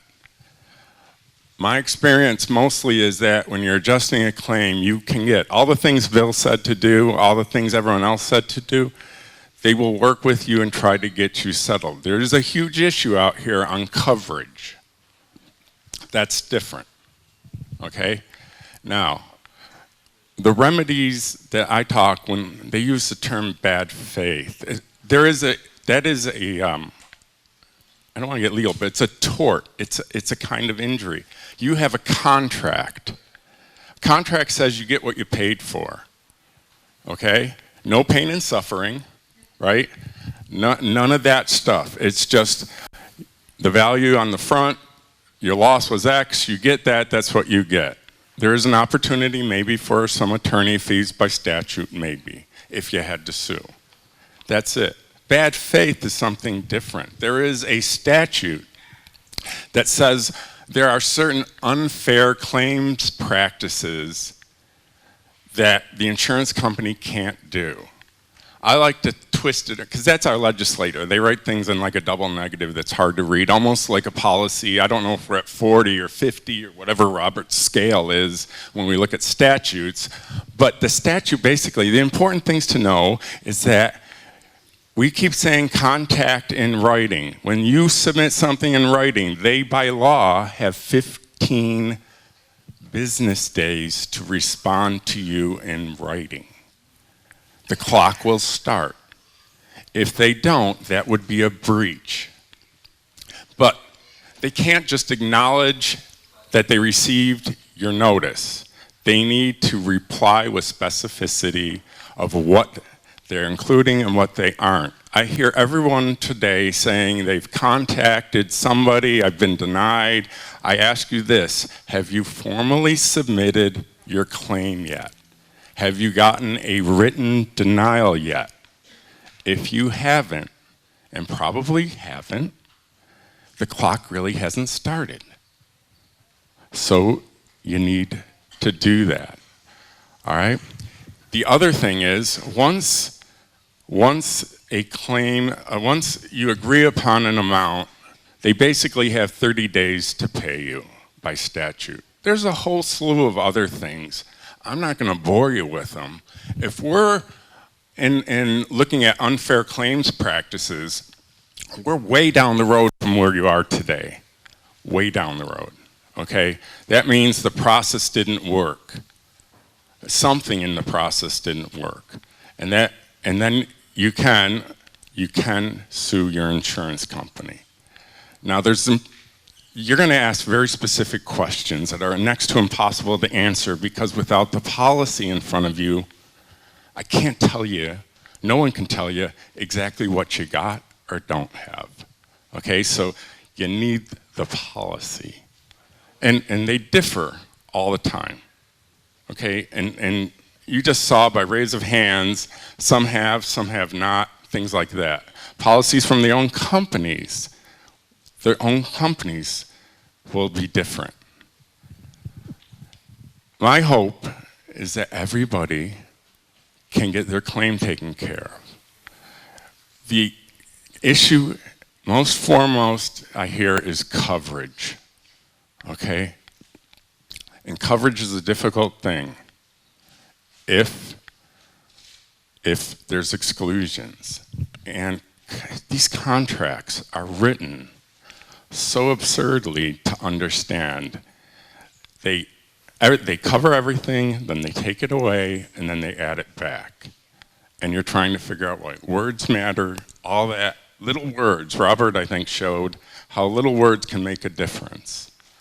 It's all true, so it's going to be very difficult to answer any questions. I'm not here to advocate suing an insurance company. It's a last resort. There are things within the policy to resolve, and there are things that the legislature has done to help you. The appraisal clause is one of them, but even that is a last resort. It's confusing documents, they're difficult to read, there's this question of proof, all those things. Once you start litigating, it's a different realm, but there's a concept, and Bill said it without saying. Remember law school, re ipsa, liquidor, basically says, re ipsa says, in the absence of everything else, the house was there, lava came through, the house is gone. What else could have happened? It didn't get up and leave, it's not Wizard of Oz, the lava, right, came through. But it doesn't end there, right? How did it come through? At what speed did it come through? Was there a fire? Was there debris that came down? There's all these things that are specific. You're so early in the process that it's hard to know where it's going to go, but start. You've gotten great comments about what you can do. I don't think, I'm an optimist, okay? I'm a half full glass kind of guy, all right? So I think you proceed and keep going and ask the questions and work with either professionals or your adjuster or your broker and be persistent. You should hopefully do fine, okay? I really believe that. What I'm here to tell you is that if it falls apart, there's other remedies. But I really hope nobody in this room has to go to those. We're talking about homes, memories, all sorts of things that are either lost, destroyed. No amount of money is going to make up for that. I know that. That's why I'm here. I got asked to just come. I really don't want to talk about the unfair claims practices. I really want to believe that it's going to be fair. Fair doesn't mean it won't be a fight, okay? A fair fight, as long as it's fair. That's all you really want. And again, it's a contract. You got to bargain. What did you bargain for? Jill has asked me, and I don't know how to do this, to try to address this Lloyds question. And I really don't know how to do it because I don't know the language, I don't know the exclusion, I don't know what went on. All I can tell you is that file your claim, get a written denial because they're going to tell you why. Otherwise, you're guessing. And your broker and your agent, all those people are good people, but they're not the ones going to make that decision. It's the claims department for the insurance company or the claims adjuster who's handling it that's going to tell you specifically why. And until you get that, you don't know how to respond. Okay? So go through the process. I don't know. I'll be happy afterwards to talk to anyone because when we start talking about coverage and what's in and out, those are very specific things. There's something called an attorney-client privilege, right? So if I have it in this open forum, there is no privilege. There's nothing. And I am here, and I do this in my practice, all right? Legal Aid and Y&I will refer cases that they can't. They will always give them my number because I will take the call. And I will talk to somebody, and I won't charge them for it because I just want to try to help. That's what I do. I'm here because I didn't know anything about this Lloyds of London exclusion issue. I knew nothing about it until I got here, okay? But I'll be happy to talk off record. It's very hard to talk to the specifics. I did hear that the legislature or the governor already knows and stuff. Political things run different than contracts. So that's a good thing to hear, okay? Politics trumps whatever's underwritten. I've heard the comment about Lloyds not being licensed. I don't know what that means. And I'm sure the answer you got was from somebody who probably doesn't know exactly what that means and is guessing. So I really don't have anything else to add other than I'll be happy to talk and stay as long as I need to. I am not, and just try to help through, understand what's going on with certain cases. Because, you know, you buy a property, your home is your biggest asset for most people, right? And it's emotionally your biggest asset. You buy insurance to protect it, and you sure hope that's what you get. And you're very early in the process, and I'm not going to beat up the insurance company, other people might, because you haven't given them a chance to get it right yet. And remember, fair fight. Fair fight. Be persistent, right? Don't take no for an answer. There's creative ways to find out whatever it is you think you have. And if you submit and go, oh, wait, I forgot, let them know. All right?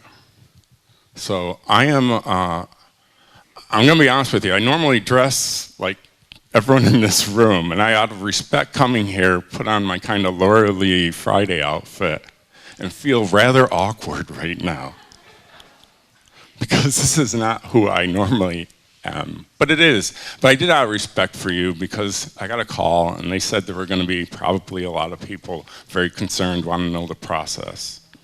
Just like when I go into court, I put a suit on, it's out of respect to the judge. I do this out of respect for you. I wish everyone hopefully gets this awful tragedy resolved. So I'm going to try one little kid's joke, and then we can take question. All right? And it's audience participation. So, knock, knock. Boo. Don't worry, it's not that bad. It's okay. It'll be okay. Thank you.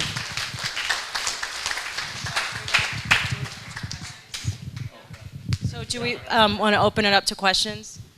I'm Hart Phillips, and the majority of our people lost their houses, very rapidly in one day or 2 days. And accordingly, with the overflights of the helicopters, some people had the privilege of getting their houses photographed burning.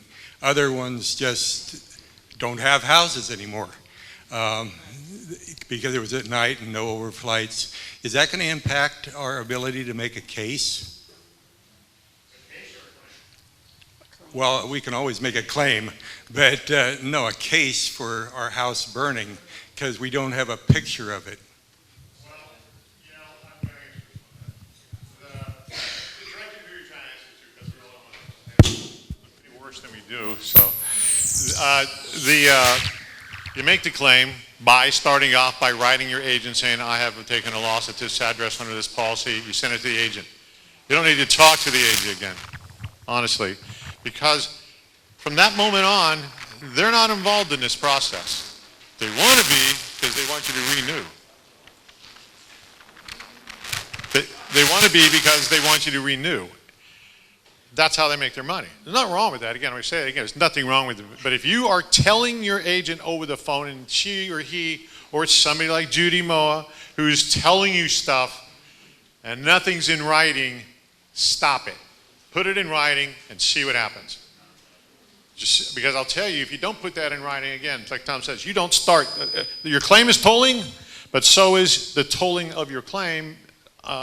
There's toll periods. You must do this in 60 days. You must do this in 180 days. You must do this in 1 year. And it's running on some of you.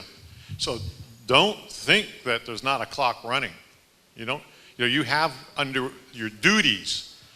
You go to the area of your policy, every one of them has this. Your duties under the policy. Very first one is the must provide prompt notice. And if you think they're going to say, this is what he said or this is what she says, they're not going to go, well, you didn't make it sound like it was serious. He only lost his house, but so no, we didn't start a claim. Just put that in writing. So that's that claim essence. The case has to do with you are getting things filmed out there that are by government officials. You don't have to. I take a government official as my witness that your house caught fire before it fell, or that the tree fell on it, or that a Volkswagen got blown in the air and fell. I'll take there as the perfect witness because they shouldn't have to care. Right? I mean, they're just doing their job. I'll take that private in the Army Reserve, the Hawaii Reserve, standing there saying, I watched it happen. Right? It doesn't have to be you. So one of the things that we get is the authority to enter your properties. When we get hired, we get authority to enter, and we start documenting it. Mine says, and the authority granted us is we step into your shoes, we're going to go look at this, see what happens. If I take a picture of a lava field, I'm going to say, okay, here's the GPS coordinates. We find the GPS coordinates. They will then help us locate what that was, and we can back it up onto Google. There's all kinds of ways than you going out there and breathing noxious gas and those. So the direct answer is, does this hurt my case? I don't know. What's your case? I got to find out, right? The only thing I wanted to add is that in general, the insurance company has the burden to prove the exclusion applies. So that's a really important, once you've got a loss, so you've already proven you've got an accidental direct physical loss, they have to prove that the exclusion was the reason you lost your house. So their kind of ambiguities are construed in your favor. So that's what we're thinking along those lines. Okay, so can you want to also say who your question is directed to? Is there an advantage to using an insurance adjuster from the get-go before you even file the claim, or do you wait until there's a problem? And how much does it cost you to use that service? 10 to 15% of the entirety of it. I'm anywhere from 10 to 15%. I'm anywhere from 10. Did. Anywhere from 10 to 15% of the total loss on contingency, or we'll go hourly. Now understand that the hourly is $250.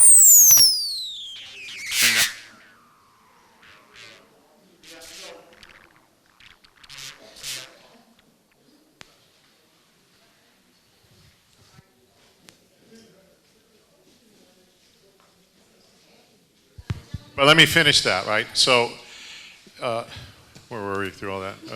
I was mid-sentence. Oh, yeah. Yeah, and here's why. A lot of the claims are damaged by what people communicate improperly.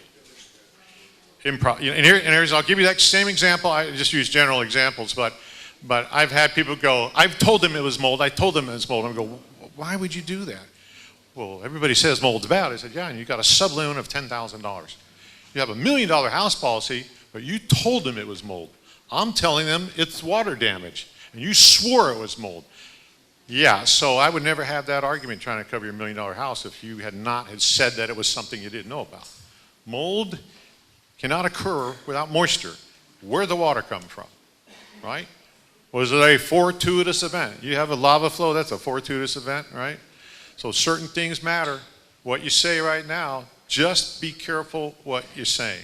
Watch out for the cleanup guys. Watch out for the stormtroopers, right? Sir, yes. Thank you for your patience. I know you've had that mic for 14 hours, so. What all of us are concerned about and want to know more about is the letter that the mayor told us about that will prove that the houses all were burned, not covered by lava. Now, can we know about that? Well, you mean know about the letter, or what's? I've got 2 of those letters. Well, I know what they're saying. we need to know whether it's going to help us. Is it going to be valid? I like Lloyds government offended? officials saying that this is what happened. Okay, I'm going to let Susie speak because she's gotten that letter. What does it say?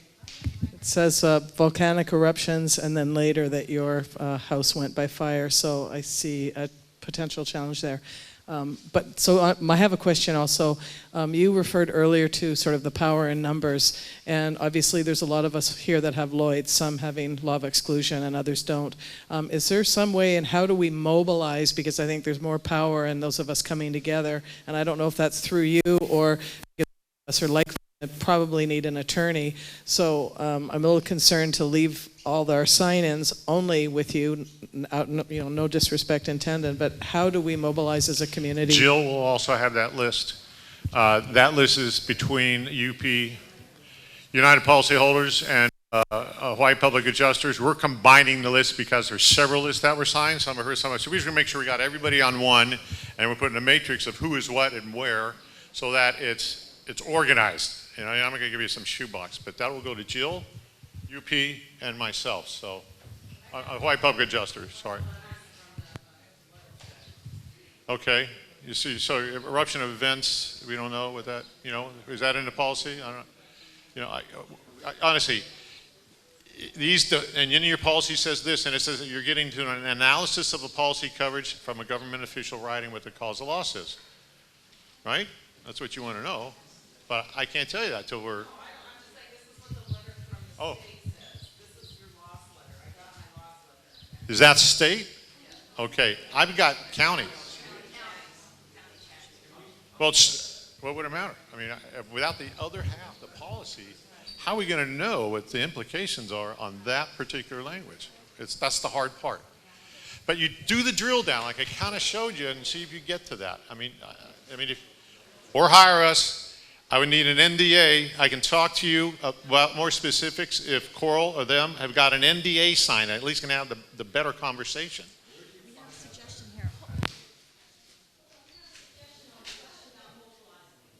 I just had a suggestion on the community, getting the Lloyds people together. What we've done in California with the wildfires is that people have formed Google groups. You guys know what Google community groups are? And so what they've done in California is like all the Allstate people, all the AAA people, they get on these groups, and it's sort of like a group email. And so what can happen is if somebody gets some sort of information, you can do a Lloyds group. There's some listserv things where you can do email sharing, but also on Google. And so what happens is people write in and they say, okay, well, I have this adjuster and I'm having this issue. And people can sort of share their best practices. They can share the information that they're getting. Maybe you could subdivide into lava and non-lava endorsement things, but we found that works really well because then you don't have to repeat the information. The information, and only the people who are involved with that policy would be in that group. And it's worked really well with our California disasters. So I would suggest that. Who organizes that? Well, you do. You need like a team captain. And so what we've done in California is we've had one person from each insurance company. You have to have a little time because you have to form the Google group. You have to set it up. You have to consolidate the email addresses and so forth. But it is definitely a very worthwhile thing. And those lists that we sign would have that information, yes? Well, that's going to be up to your group. I mean, and you got to understand this. We're talking in circles. Well, okay. You don't have the list. You have the list. I don't have Oh, I see what you guys are talking. So you guys. That's the list. What you So you guys want access to the sign-in list that you had today. So, but that's a little tricky because what if there's a problem with that? Every single person on the list would have to agree to have their information released. So that's a tough thing. What I think we could do, okay, is we could make a separate list, which we could put over here, and if you guys want to be on a Lloyds list, you could, and by signing that, you agree that all the people in the Lloyds list would be obtaining your information. We don't want to give out, like United policyholders, when you give us your email address, it goes only to us. It goes nowhere else. So we don't share things. We just use it for our own purposes. But I think it's a really good idea. We've seen it really work really well. It's a lot of best practices. The other thing that happens is if you see a pattern of behavior, you can catch it in the list. You can see if somebody's doing something, you can kind of get that it's happening to more than one person, and sometimes you can get together and either contact a representative, the Department of Insurance or something, and say, we see this pattern happening. So I think it's a fantastic idea. One other thing, some of us have to abide by the insurance rules on us on personal privacies. I want to give it to you. Make no mistake. But there may be a step or two we got to do to make that comes true. I got some people that are going to say, what'd you put me on that for? You got to see what the issue is. A little bit bigger than that. So we narrow that thing down, share it, right? Word of warning, you get somebody in the room like that lady, and now you're poison. You got somebody that's poisoning your group. Yeah, you got to have it. You got to be monitored. So if there's inappropriate comments, people need to be, taken out of the group if there's inappropriate. So I want to add just one last thing to that. I'm sorry, but I think also if you have been denied and you have your denial letter in hand, that I would recommend you call the insurance division and the Department of Insurance. It's under the Hawaii Department of Commerce and Consumer Affairs. This is Gordon Ito. Robert was talking about him earlier, and report that denial.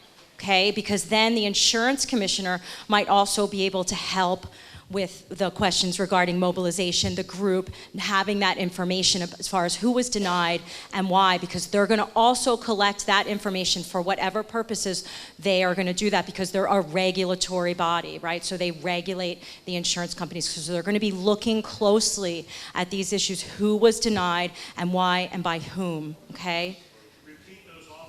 Sorry. So this is the insurance department of the Hawaii Insurance Department under the Department of Commerce and Consumer Affairs. We know it here as the DCCA, and you can look that up online, the DCCA, okay? And that's Gordon Ito. He's our insurance commissioner. I have two questions. The first question is, so my home was lost in vacation land, so total loss. I'm insured by Lloyds. I was told by the adjuster that Hawaii is not a stated value policy state, meaning that even though I paid for, $200,000 in coverage, that I would not be able to get that despite it being a total loss. So I wondered if someone could comment on that.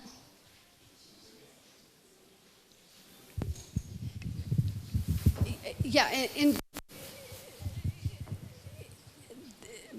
it's sort of, you have to still prove the value of what you lost. So you have to show them, it could very well be that you get your $200,000, but you have to show them what you lost and how much that cost. So when he was talking earlier about getting an estimator, construction contractor, something, everyone here, let's take the coverage aside, everyone here needs to get an estimate to replace their house exactly how it was the day of the loss.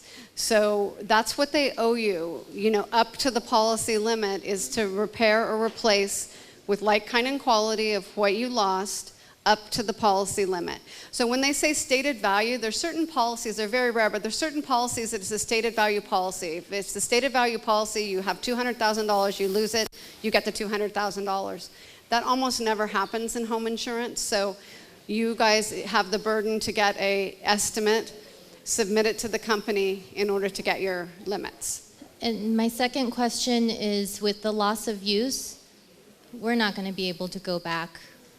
Who knows when. Yeah, so just to clarify the loss of use a little bit, because I think it was a little bit confusing, there's two different coverages. There's additional living expense loss of use, which pays, if you have a covered loss, it pays for your increased cost to live and maintain your standard of living for the period of time to repair or replace your property up to a time limit or money limit, which is something totally different than the 2 weeks. So I think there was a little bit of confusion there. So your additional living expenses are different than the temporary expenses. The temporary expenses are those 2 weeks if you're asked to leave because by the civil authority.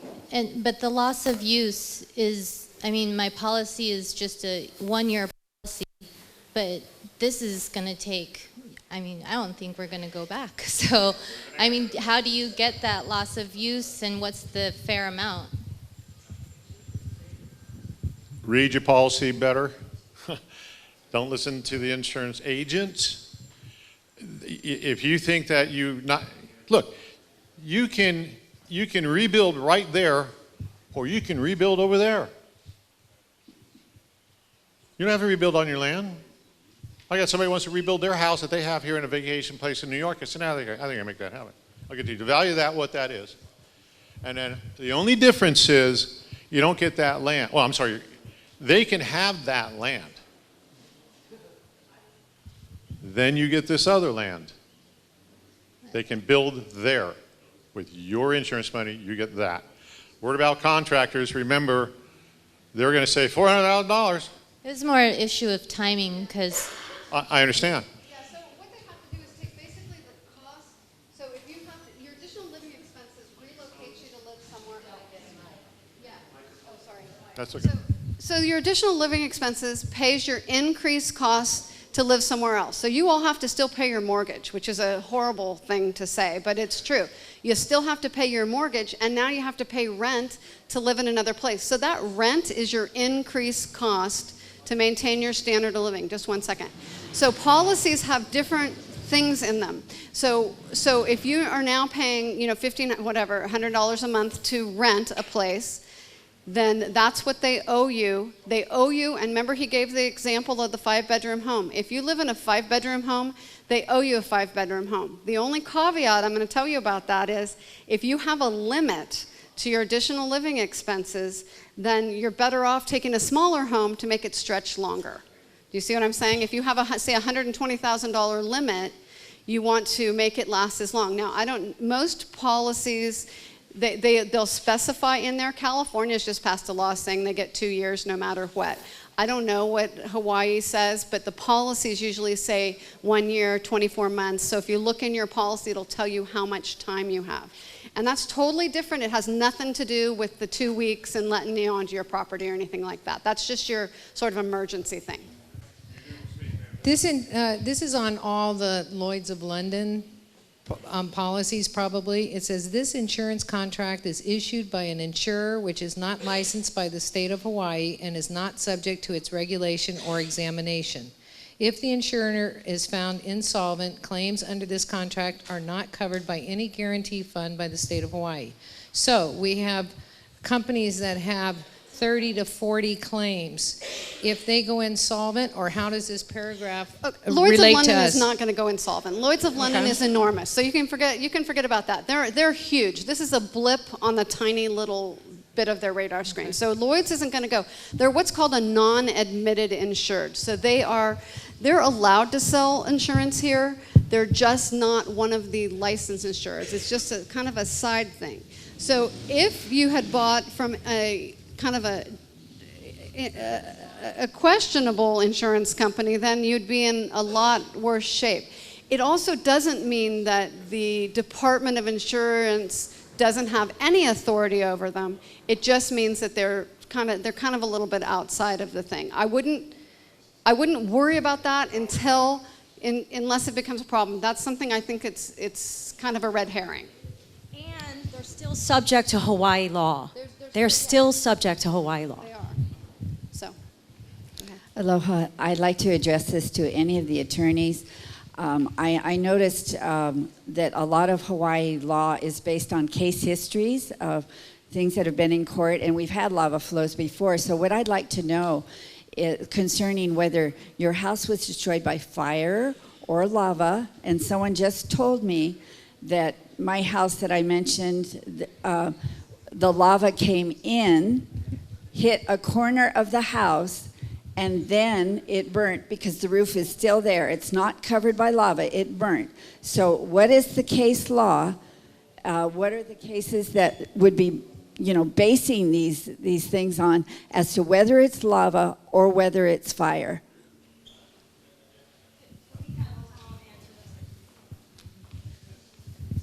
I'm not sure there's case law. This gets into evidentiary proof, okay? And if it's way down the road, but it would be experts who would come and say what happened, okay? And it would be, because I as an attorney can't say what it was. You as a layperson can say, but you're not saying it with authority. It would be some expert, and there's experts in the field, all the fields, right? Bill will tell you there's car reconstruction, I'm sure there's people. This isn't the first lava flow, right? So it would probably boil down to an evidentiary piece. So it would be prudent for me to get in a helicopter and to go take a picture while my roof is still there before the lava then covers it, and then they, But my evidence is gone. There's no question that your house was standing. They renewed the policy, right? But there's no question that, right? And now the house, okay, I didn't hear because somebody was asking me a question. So if the house is burned, how do you know it's burned? You already know, right? Well, somebody told me that was up in a helicopter. I said, were they taking pictures? Can I get some pictures? She said, I don't know. She just said, your roof is still there, and the lava went in on the corner. So if Lloyds of London doesn't cover lava, but the house burnt, was that lava that caused it to burn? Therefore, they don't have to pay? That's the kind of clarification we need. And I don't want to harp on this. You haven't submitted your claim, and you haven't gotten a denial, and it hasn't stated why. So, but if you can get a picture, yeah, absolutely. The problem you have right now is you do not know. I got plenty of money for helicopters. Don't worry. We just lost all our. But I'm just saying, you don't know. Free You don't know if your house has been lost or yet, right? So. But also, nobody should be putting themselves in harm's way to get that picture. That's not required of you. That would be an absurd result to injure yourself to get that picture. And you don't need to spend a ton of money. You don't need to behave unreasonably to get that picture.